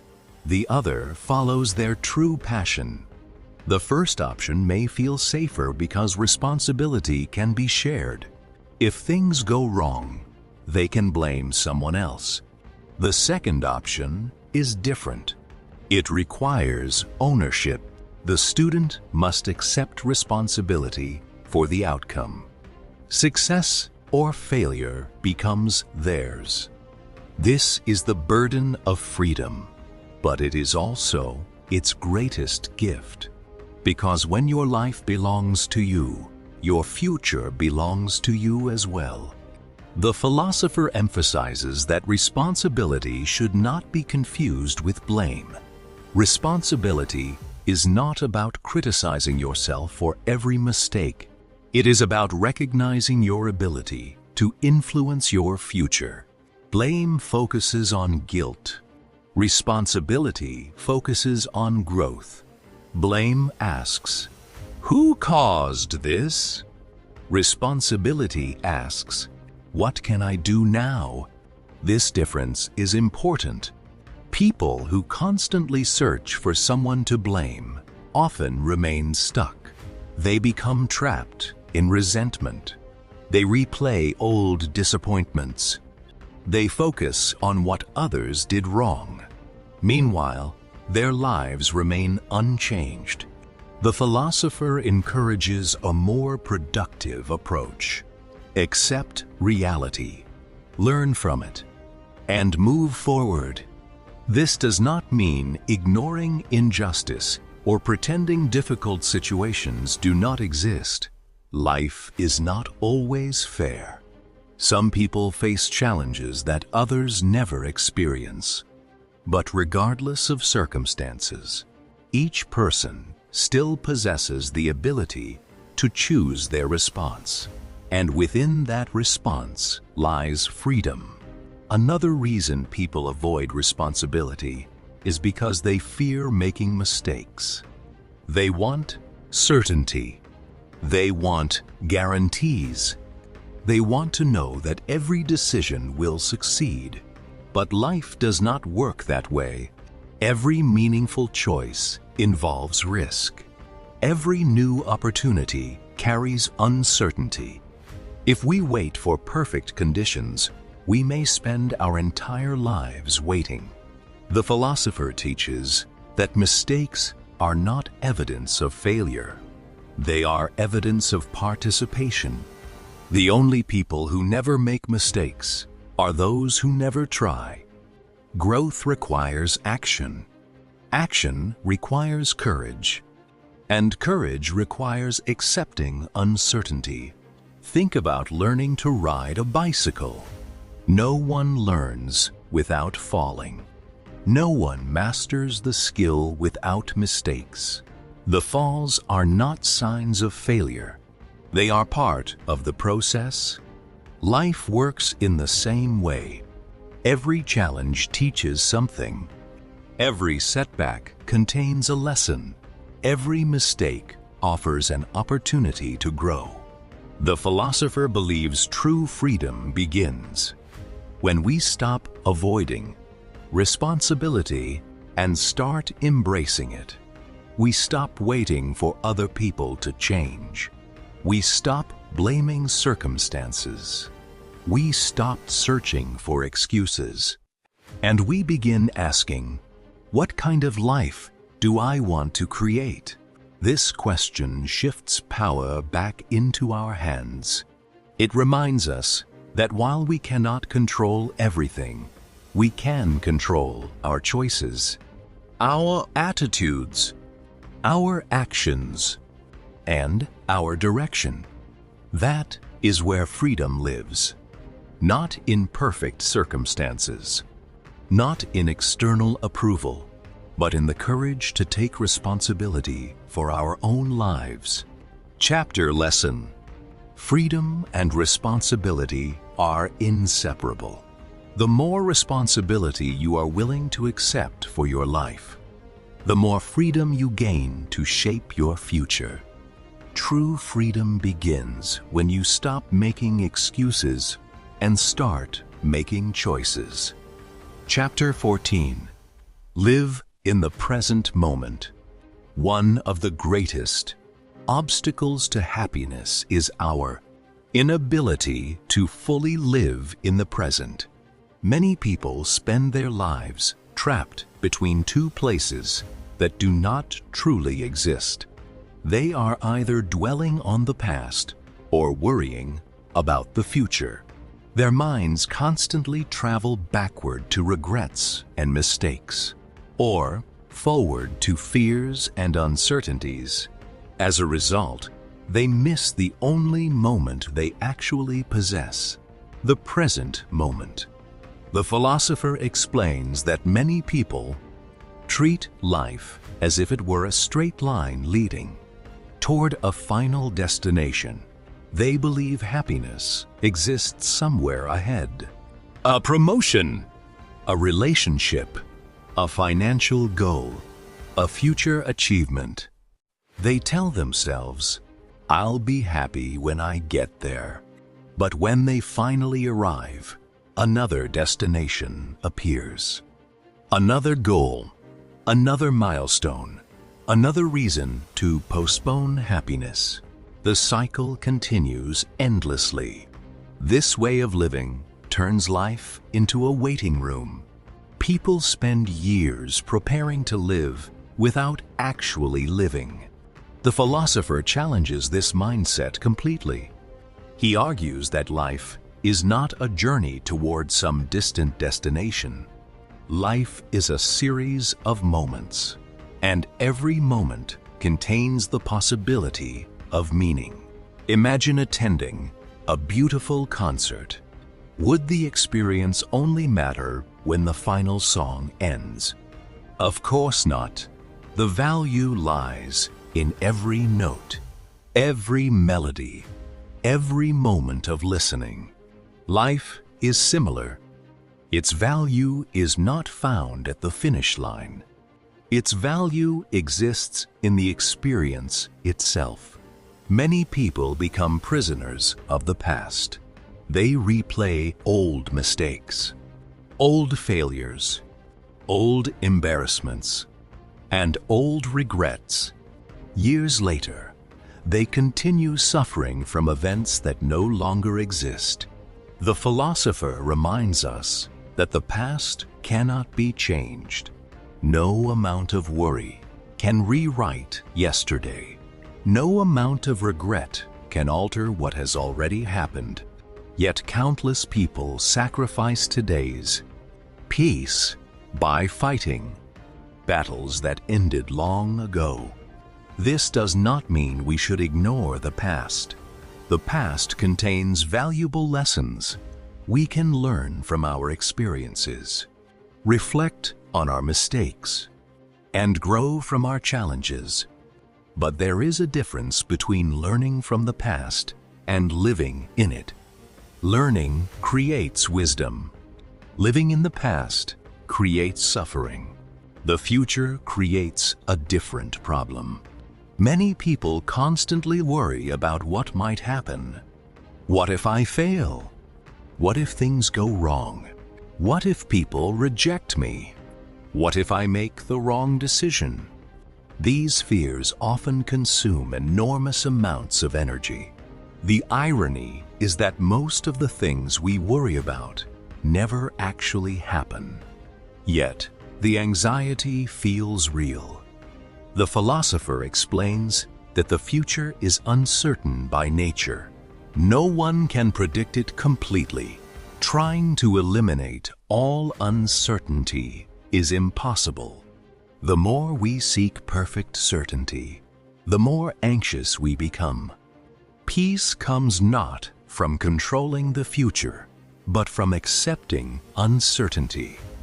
This acceptance allows us to focus on what we can control right now.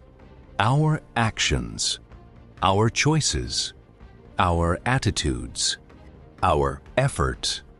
These things exist in the present, and the present is where our power resides. One of the most beautiful ideas in this chapter is that every moment has value in itself. Many people believe ordinary moments are unimportant. They wait for major achievements before allowing themselves to feel fulfilled. But life is not made of extraordinary moments alone. Life is made of conversations, sunsets, friendships, acts of kindness, simple joys, quiet mornings, shared laughter, and meaningful experiences. The philosopher encourages us to appreciate these moments rather than constantly rushing toward the next goal. This does not mean abandoning ambition. Goals are valuable. Dreams are important. Planning for the future has its place. But goals should guide our direction, not steal our attention from the present. A person climbing a mountain should appreciate each step, not only the summit. Otherwise, they spend the entire journey focused on what is ahead and miss the beauty surrounding them. The same principle applies to life. Many people postpone happiness because they believe they are not yet where they should be. They focus on what is missing rather than what is present. The philosopher invites us to adopt a different perspective. Instead of asking, "What do I still need before I can be happy?" ask, "What can I appreciate right now?" This question transforms our relationship with life. Gratitude begins to replace dissatisfaction. Presence begins to replace anxiety, and fulfillment begins to replace constant striving.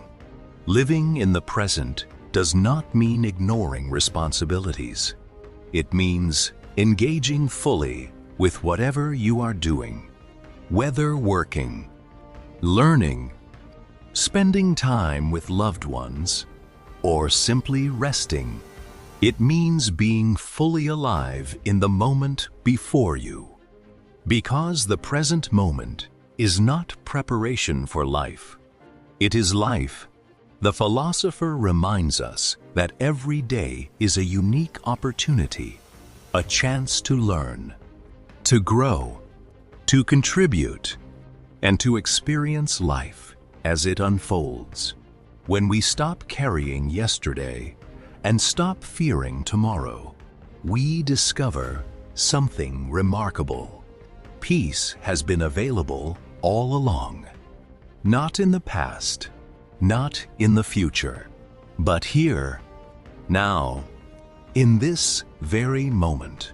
Chapter lesson: the past cannot be changed, and the future cannot be controlled.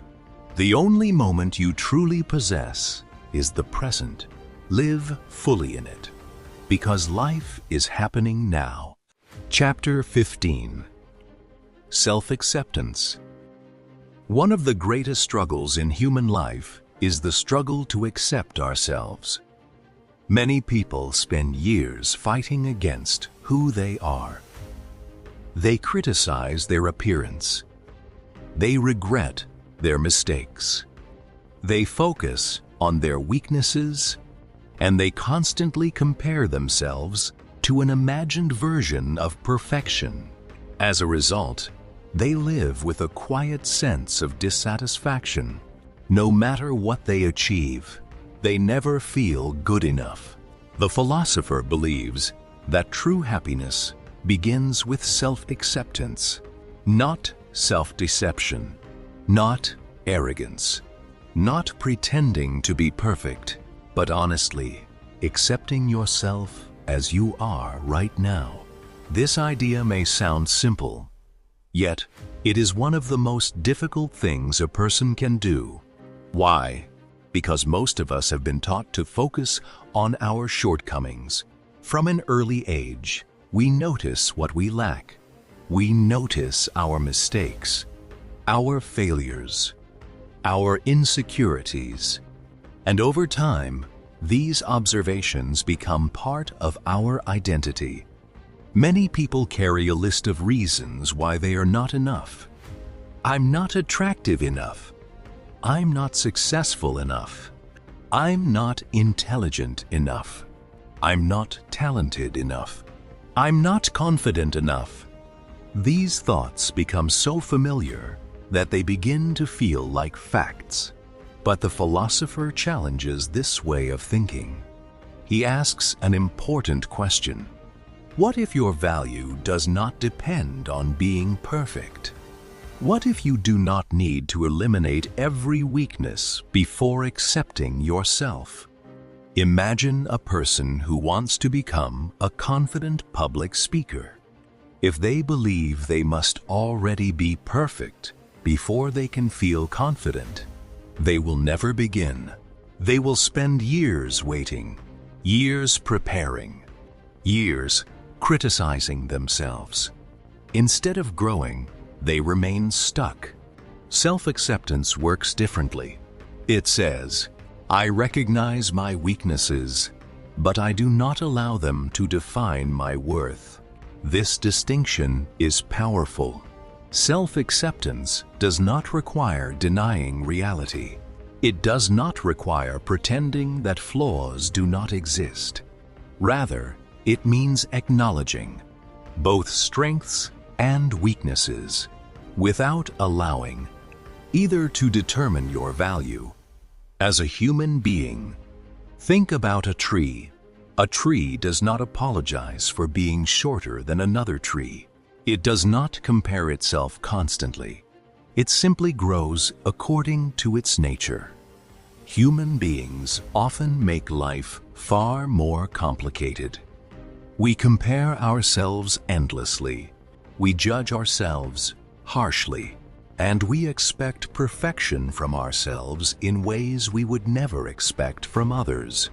The philosopher argues that self-acceptance is the foundation of courage. Without acceptance, every challenge feels threatening. Every mistake feels devastating. Every criticism feels personal. Because our self-worth depends on being flawless. But when we accept ourselves, something changes. Mistakes become opportunities to learn. Failures become opportunities to grow. Criticism becomes information rather than a personal attack. This shift creates emotional resilience. One of the most common misunderstandings about self-acceptance is the belief that it leads to complacency. People worry that if they accept themselves, they will stop improving. The philosopher disagrees completely. In fact, self-acceptance often creates more growth, not less. Why? Because growth becomes motivated by possibility rather than shame. Instead of improving because you hate yourself, you improve because you care about yourself. This creates a healthier and more sustainable form of motivation. Imagine two students. One studies because they believe they are worthless unless they succeed. The other studies because they genuinely want to learn and grow.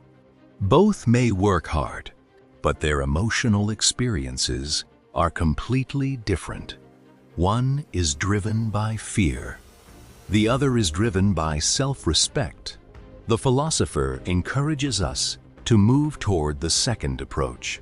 Another important aspect of self-acceptance is accepting uncertainty. Many people refuse to accept themselves because they are focused on who they think they should become. They are constantly chasing an ideal version of themselves. While personal growth is valuable, there is danger in believing that happiness exists only after transformation. The truth is that growth and acceptance can exist together. You can strive to improve while still appreciating who you are today.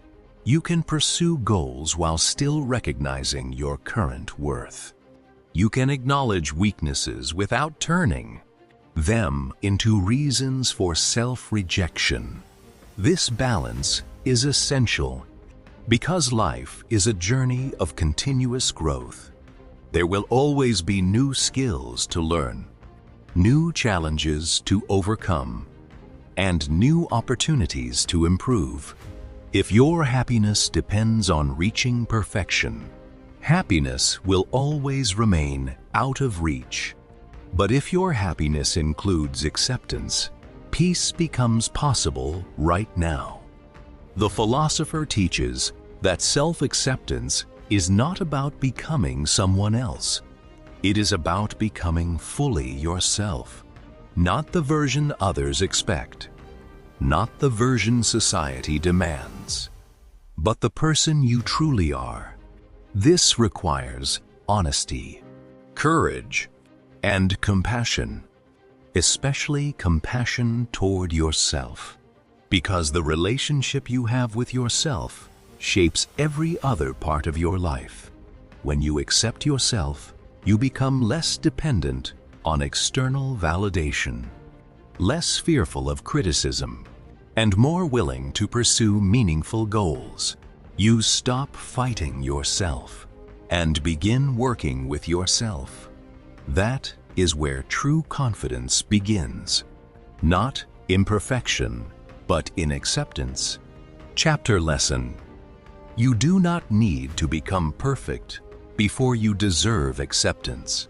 True confidence begins when you acknowledge your strengths and weaknesses while recognizing that your value as a human being remains unchanged. Chapter 16. Trust without conditions.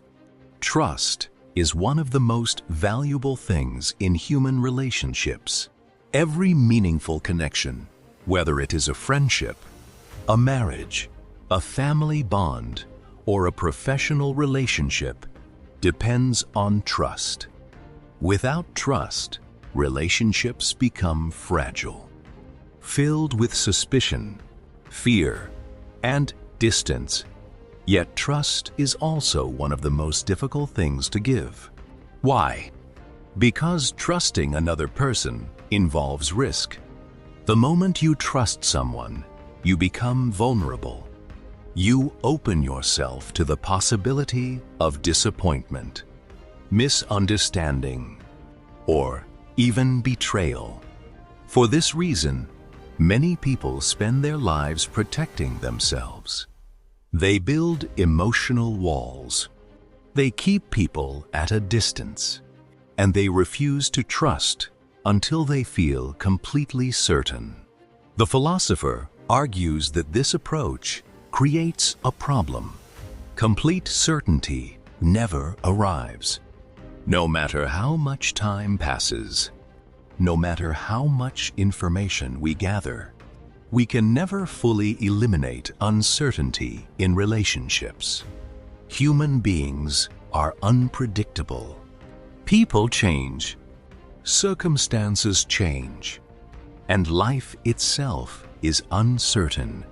If we wait for absolute guarantees before trusting, we may never trust anyone at all. The philosopher introduces a powerful idea. Trust is not something that happens because certainty exists. Trust is a decision. It is a choice we make despite uncertainty. Imagine a friendship. You cannot know with complete certainty that your friend will always support you. You cannot predict every future action. Yet, friendships grow because people choose to trust. Without that choice, intimacy becomes impossible. The same principle applies to love. Many people avoid deep relationships because they fear getting hurt. They think, if I don't trust completely, I can't be disappointed. But in trying to avoid pain, they also avoid connection. The walls that protect them from hurt also prevent them from experiencing closeness. The philosopher explains that trust requires courage.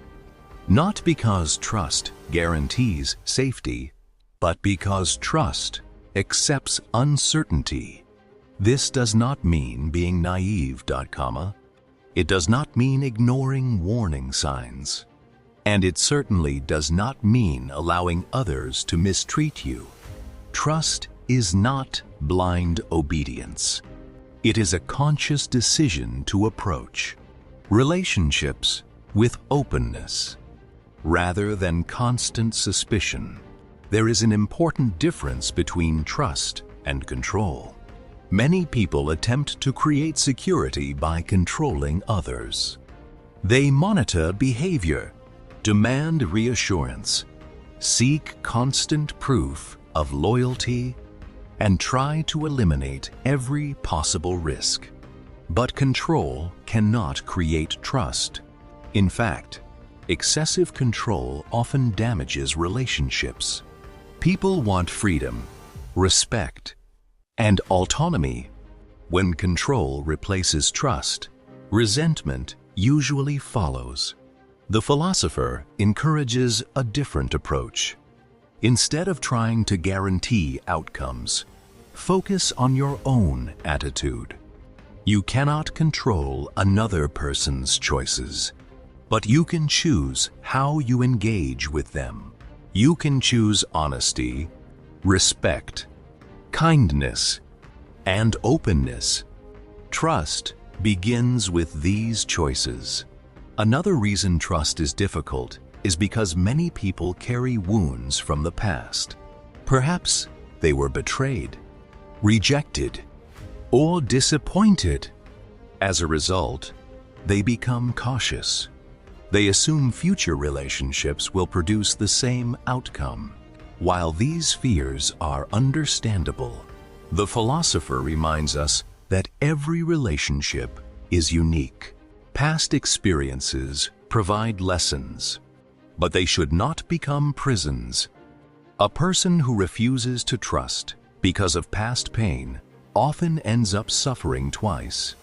First, from the original disappointment, and then from the loneliness created by emotional distance. Healing requires the courage to remain open despite uncertainty. One of the most beautiful insights in this chapter is that trust begins with self-trust. People who constantly doubt themselves often struggle to trust others. They fear making mistakes. They fear poor judgment. And they fear vulnerability. But when you trust yourself, when you believe you can handle challenges, learn from mistakes, and recover from setbacks, trusting others becomes easier. Why? Because your sense of security no longer depends entirely on external circumstances. It comes from within. The philosopher also reminds us that trust is not a transaction. Many people trust only when they receive guarantees in return. But genuine trust is different. It is given freely, not because success is certain, but because connection is valuable. Relationships cannot flourish without this willingness to take emotional risks. Every meaningful relationship involves uncertainty, and every meaningful relationship requires courage. The courage to be honest, the courage to be vulnerable, and the courage to trust. This does not guarantee that you will never be disappointed, but it does make genuine connection possible. Without trust, life becomes isolated. With trust, life becomes richer, more meaningful, and more deeply human. The philosopher's message is clear. Trust is not the absence of risk. Trust is the willingness to embrace connection despite risk, and that willingness is one of the foundations of a fulfilling life. Chapter 17. Contribution creates meaning. One of the oldest questions in human history is this: What is the meaning of life? People have searched for the answer through philosophy, religion, science, achievement, wealth, and personal success. Some believe meaning comes from accomplishment. Others believe it comes from happiness. Some spend their entire lives searching for purpose, hoping that one day they will finally discover why they are here. The philosopher offers a surprisingly simple answer. The meaning of life is found through contribution. According to Adlerian psychology, human beings experience the deepest sense of fulfillment when they feel useful to others, not superior to others, not admired by others, not envied by others, but useful. This idea may sound ordinary at first, yet it contains profound wisdom. Think about the moments in your life that felt truly meaningful. Perhaps you helped someone through a difficult time, supported a friend, taught a valuable lesson, comforted a loved one, or made a positive difference in someone's life. These moments often leave a deeper impact than achievements, possessions, or recognition. Why? Because contribution connects us to something larger than ourselves. The philosopher explains that many people pursue happiness indirectly. They chase money, status, power, or approval, believing these things will create fulfillment. Sometimes they achieve their goals, yet they still feel empty. The reason is simple. External success does not automatically create meaning. A person can have wealth and still feel lost, fame and still feel lonely, achievement and still feel dissatisfied. Meaning comes from a different source. It comes from feeling connected to others and knowing that your existence has value. This is where contribution becomes important. Contribution is not limited to grand gestures. Many people assume they must change the world to live a meaningful life. The philosopher disagrees. Meaning often emerges through small acts. A teacher helping students learn, a parent caring for a child, a nurse comforting a patient, a friend offering support, a stranger showing kindness. These actions may appear ordinary, but their impact can be extraordinary. One of the reasons contribution creates happiness is because it shifts our attention away from ourselves. Many people become trapped in endless self-focus. They constantly think about their problems, their insecurities, their fears, and their shortcomings. The more they focus on themselves, the more isolated they feel. Contribution breaks this cycle. It directs attention outward, toward connection, toward service, toward participation in the lives of others. The philosopher believes that human beings have a fundamental desire to belong. We want to feel connected, valued, and accepted. Contribution satisfies this need naturally. When we contribute, we recognize that we are part of a larger community. We are no longer isolated individuals struggling alone. We become participants in something meaningful. Another important insight is that contribution does not require perfection. Many people delay helping others because they feel inadequate. They think, I need to be more successful first. I need to have everything figured out. I need to become better before I can make a difference. But contribution does not require perfection.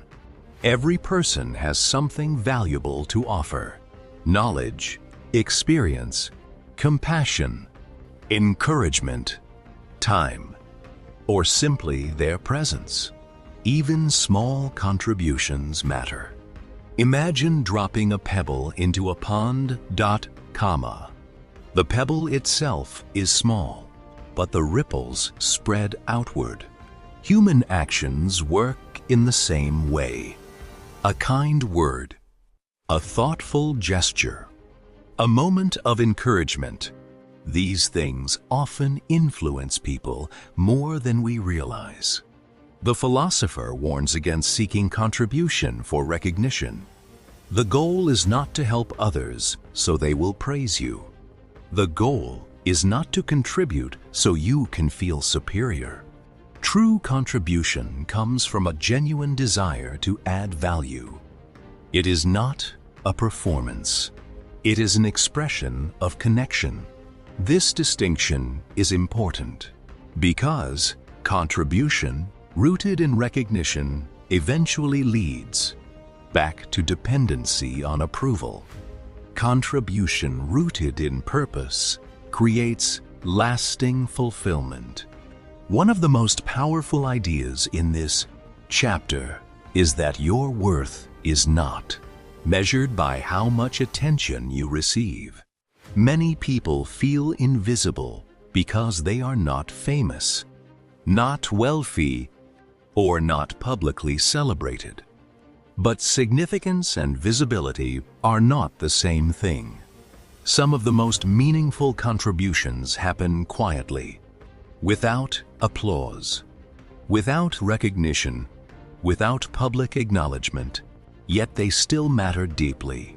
A parent's love, a mentor's guidance, a friend's support, a teacher's encouragement. These contributions shape lives in ways that cannot always be measured. The philosopher encourages us to stop asking, "How important am I?" and start asking, "How can I contribute?" This simple shift transforms life. Instead of constantly seeking validation, we begin creating value. Instead of focusing on what we can receive, we focus on what we can give. And in doing so, we discover something remarkable. Meaning was never something we needed to find. It was something we needed to create. Through our actions, through our relationships, and through our contributions to the lives of others. Chapter Lesson.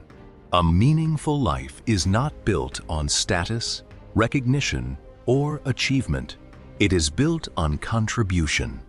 The more you focus on adding value to the lives of others, the more meaning, connection, and fulfillment you will discover in your own life.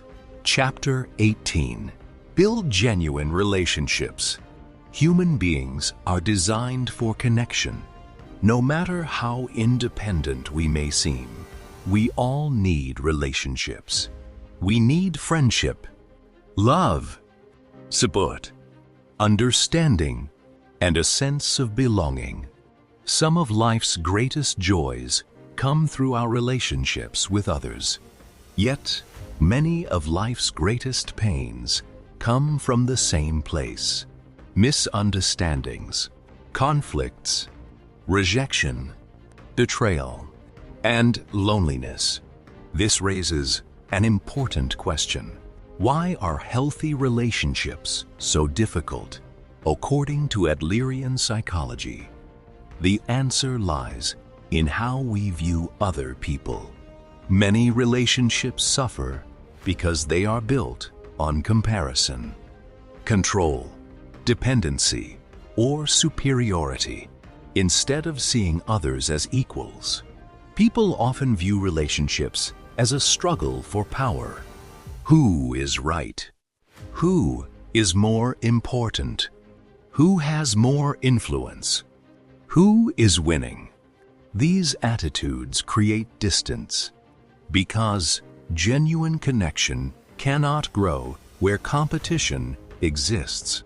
The philosopher introduces a powerful principle.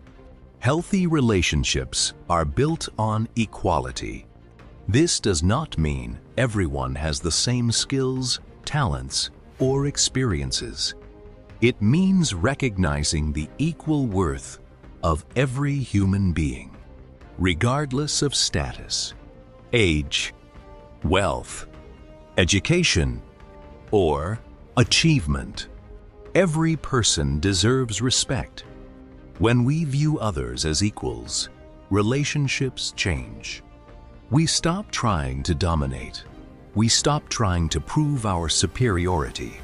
We stop treating people as tools to satisfy our own needs.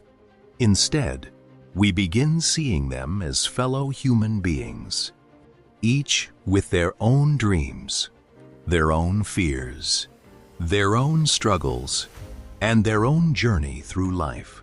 One of the greatest obstacles to genuine relationships is the desire for control. Many people try to control those they care about. Parents try to control children. Partners try to control one another. Friends try to influence each other's choices. Often these efforts come from good intentions.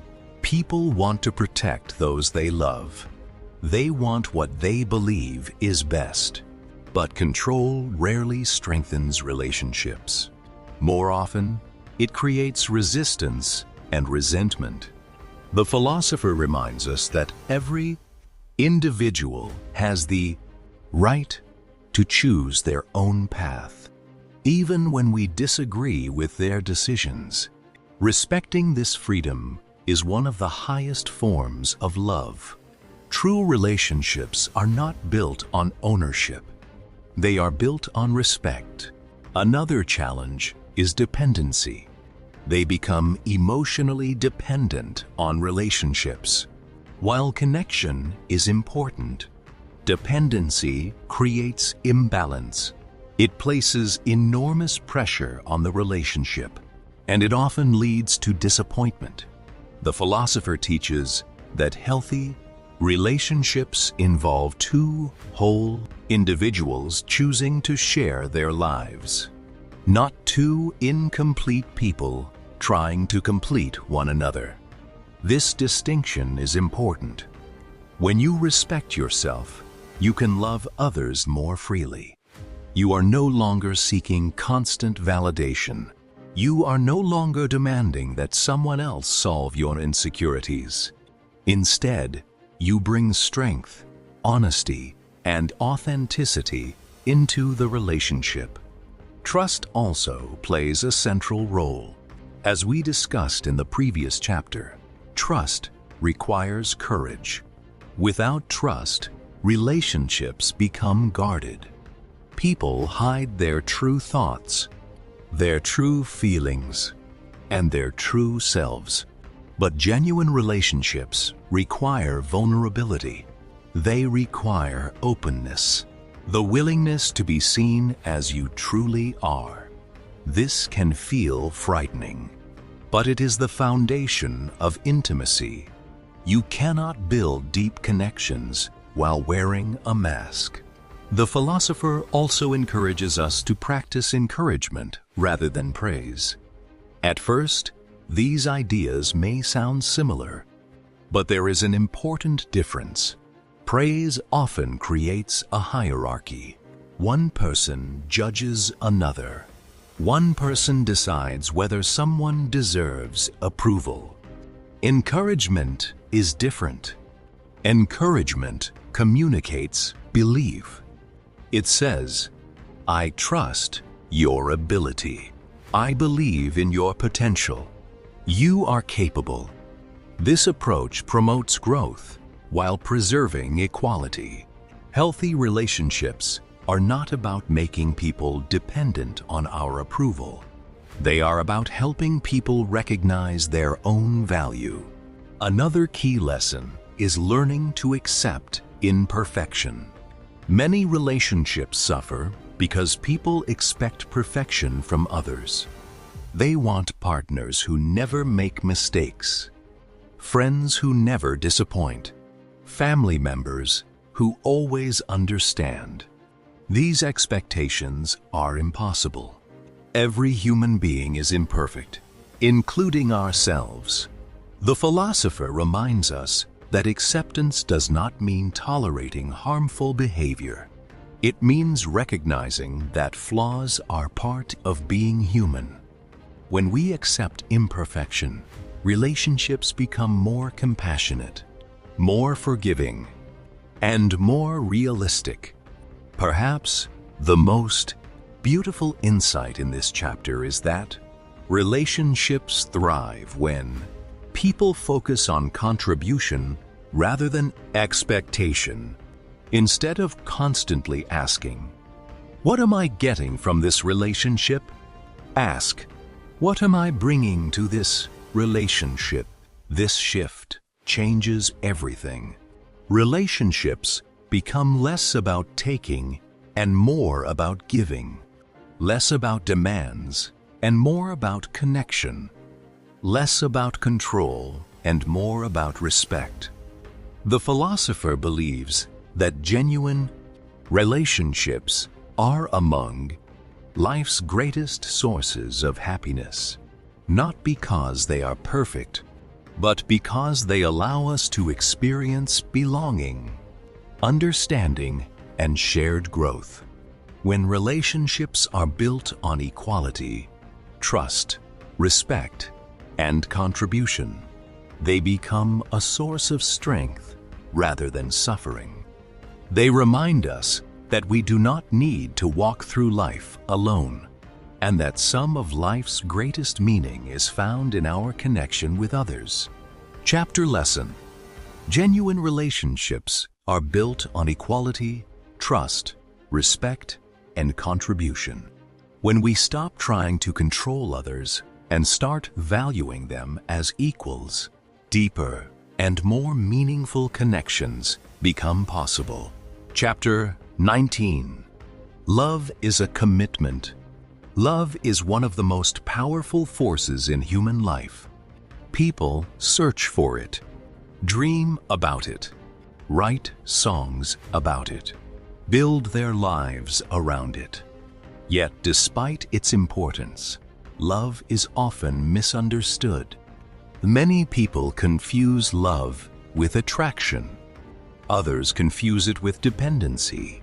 Some believe love is simply a feeling that appears and disappears on its own. The philosopher offers a deeper perspective. He argues that genuine love is not merely an emotion.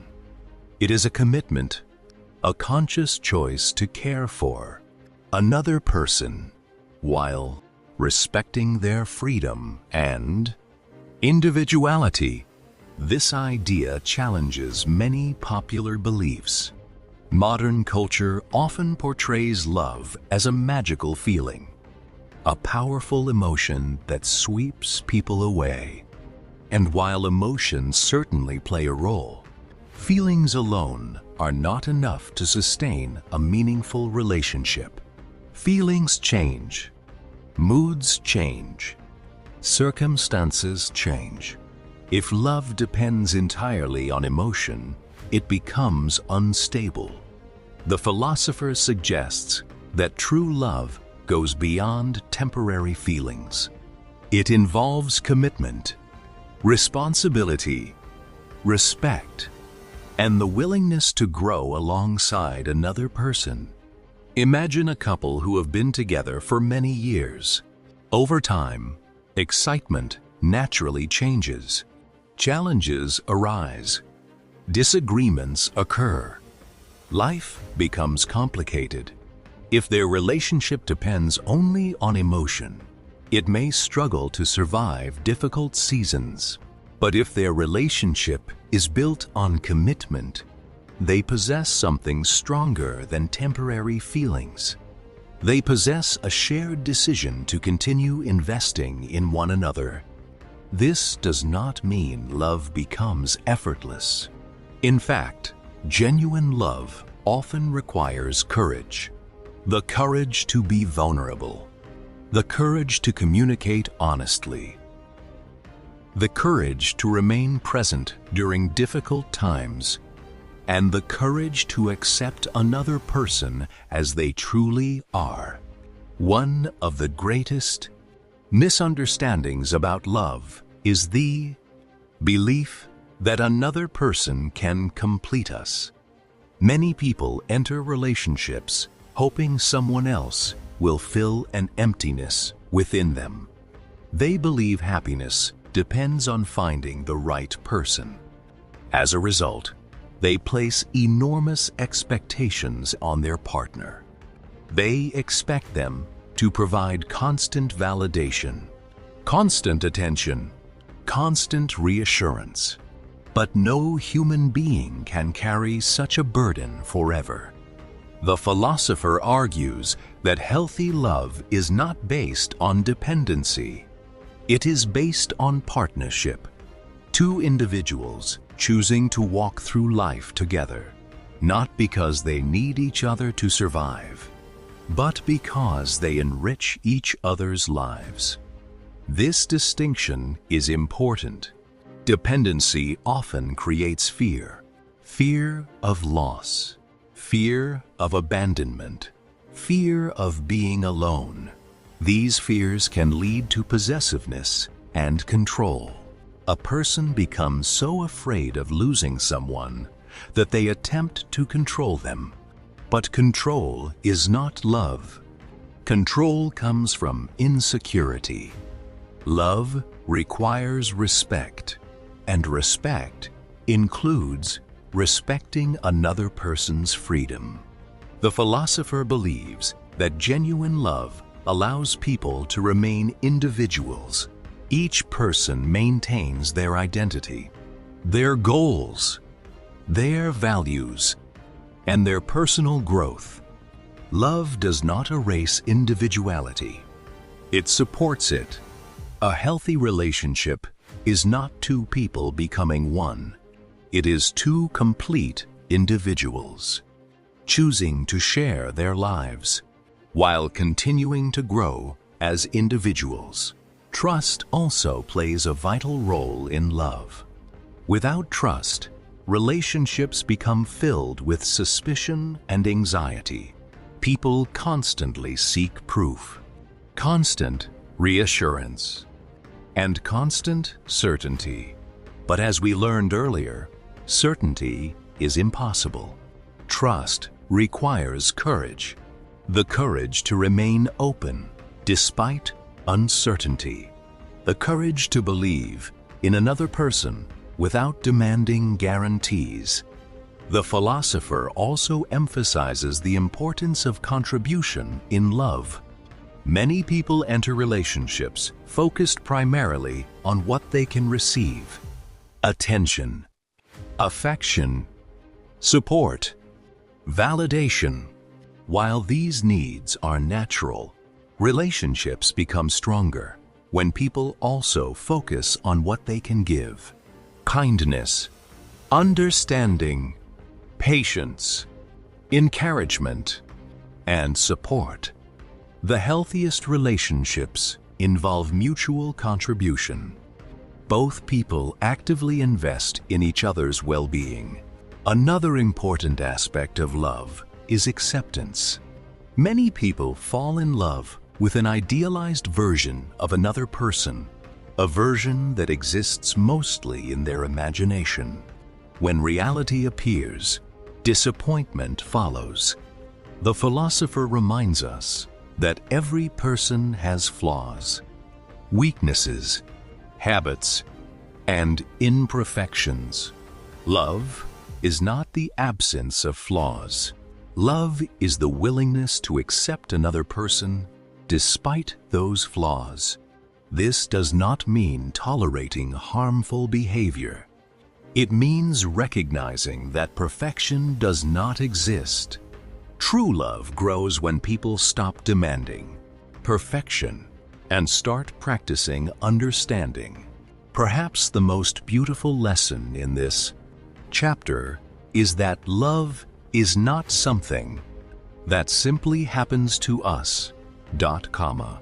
It is something we create through our actions, our choices, our commitment, and our willingness to care for another person's growth and happiness. Love is not a destination. It is an ongoing practice, a daily decision to show up with honesty, respect, trust, and compassion. When viewed this way, love becomes far more powerful than a temporary feeling.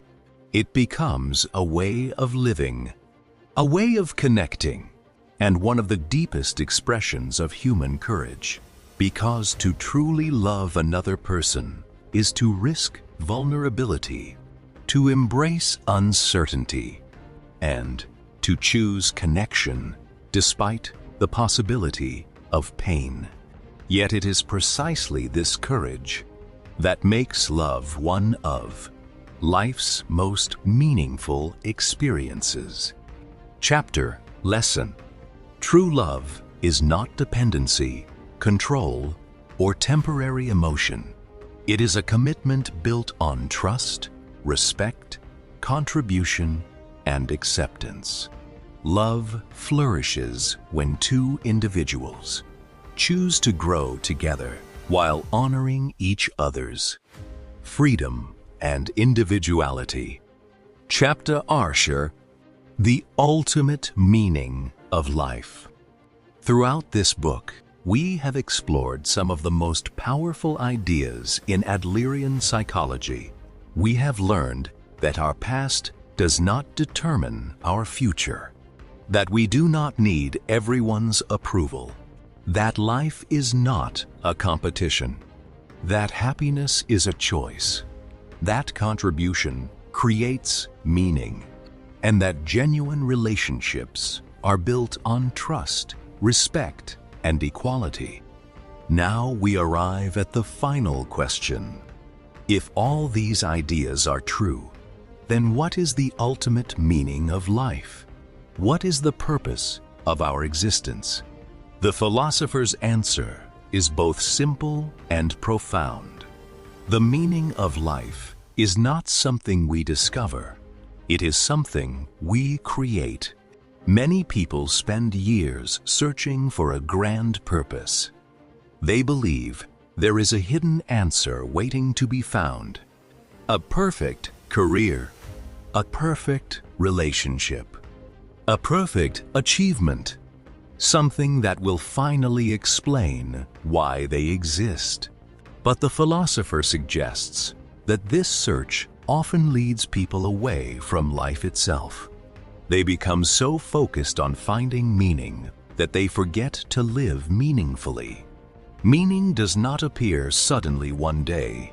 It is created through the way we live, through our choices, our actions, our relationships, and our contributions to the world around us. Imagine a musician. The meaning of music does not exist only at the end of a performance. It exists in every note, every practice session, every moment of creation. Life works the same way. Its meaning is not waiting at the finish line.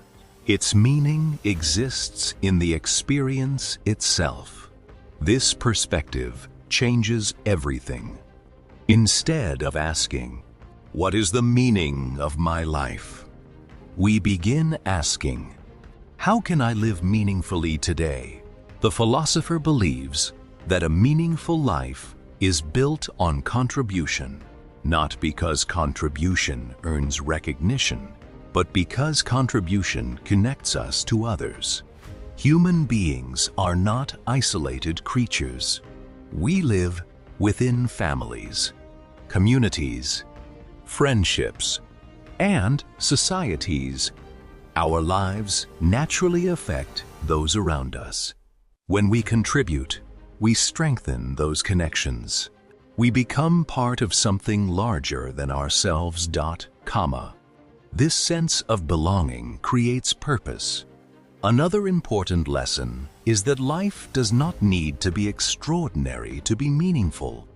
Many people believe purpose belongs only to famous individuals, successful entrepreneurs, great leaders, or historical figures. But the philosopher rejects this idea. A meaningful life can be lived by anyone. A parent raising a child with love, a teacher inspiring students, a friend offering support, a neighbor showing kindness. These actions may never appear in history books, yet they possess immense value. Meaning is not measured by fame. It is measured by impact. One life can influence countless others in ways that are never fully visible. The philosopher also reminds us that life gains meaning through courage. The courage to be yourself. The courage to be disliked. The courage to trust. The courage to accept responsibility. And the courage to live according to your values. Without courage, fear controls our decisions. We remain trapped by expectations, by comparison, by insecurity, and by the opinions of others. But when courage enters our lives, freedom becomes possible. And with freedom comes authenticity. One of the most beautiful ideas in this final chapter is that happiness and meaning are closely connected. People often treat them as separate goals. They chase happiness through pleasure and meaning through achievement.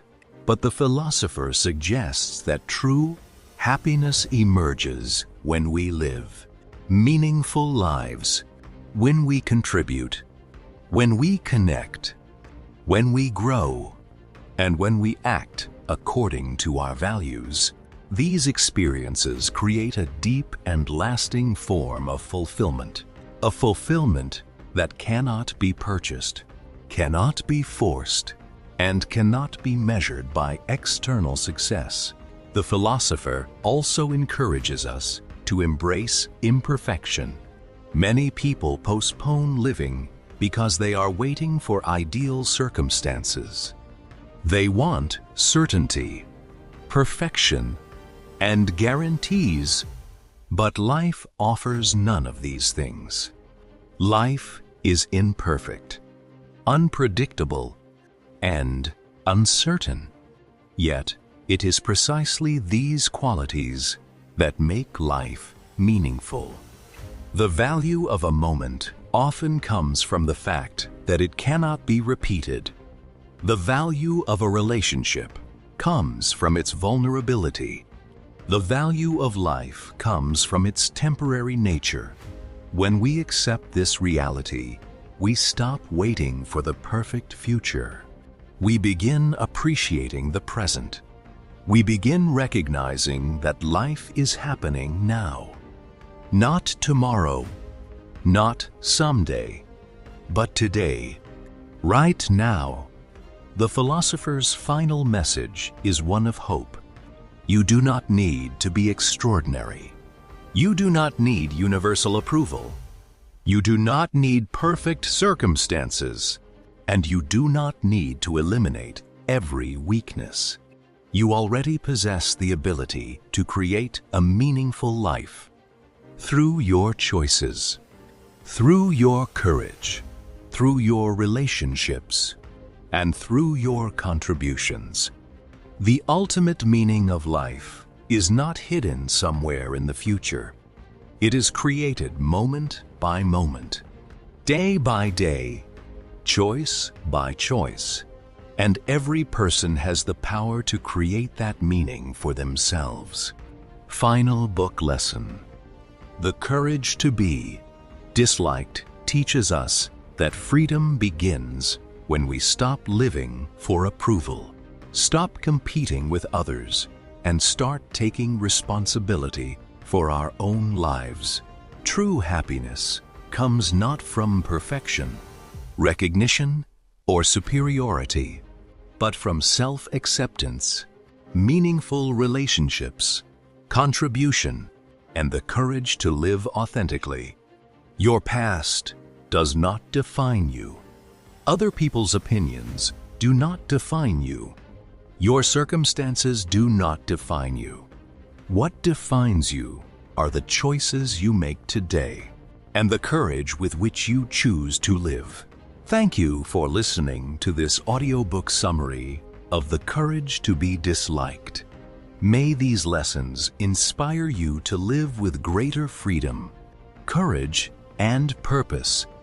And remember, the courage to be disliked is ultimately the courage to be yourself. Congratulations! You have just completed the audiobook summary of The Courage to be Disliked. Throughout this journey, we explored powerful lessons about freedom, happiness, self-acceptance, relationships, and personal responsibility. We learned that our past does not define us, that we do not need everyone's approval, that life is not a competition, and that true happiness comes from living authentically while contributing to the lives of others. Perhaps the most important lesson is this: you have the freedom to choose your own path, no matter where you come from, no matter what mistakes you have made, no matter what challenges you face. Your future is not written by your past. It is written by the choices you make today. As you move forward, remember that courage is not the absence of fear. It is taking action despite fear. It is choosing growth over comfort, authenticity over approval, and purpose over comparison. If this audiobook helped you gain a new perspective on life, take a moment to reflect on one lesson you can apply today, because knowledge becomes powerful only when it is put into action. Thank you for spending your time with Wisdom Verse Audiobooks. If you enjoyed this summary, don't forget to subscribe, like, and share this video with someone who may benefit from these life-changing lessons. Until next time, keep learning, keep growing, and, most importantly, have the courage to be yourself. Thank you for listening.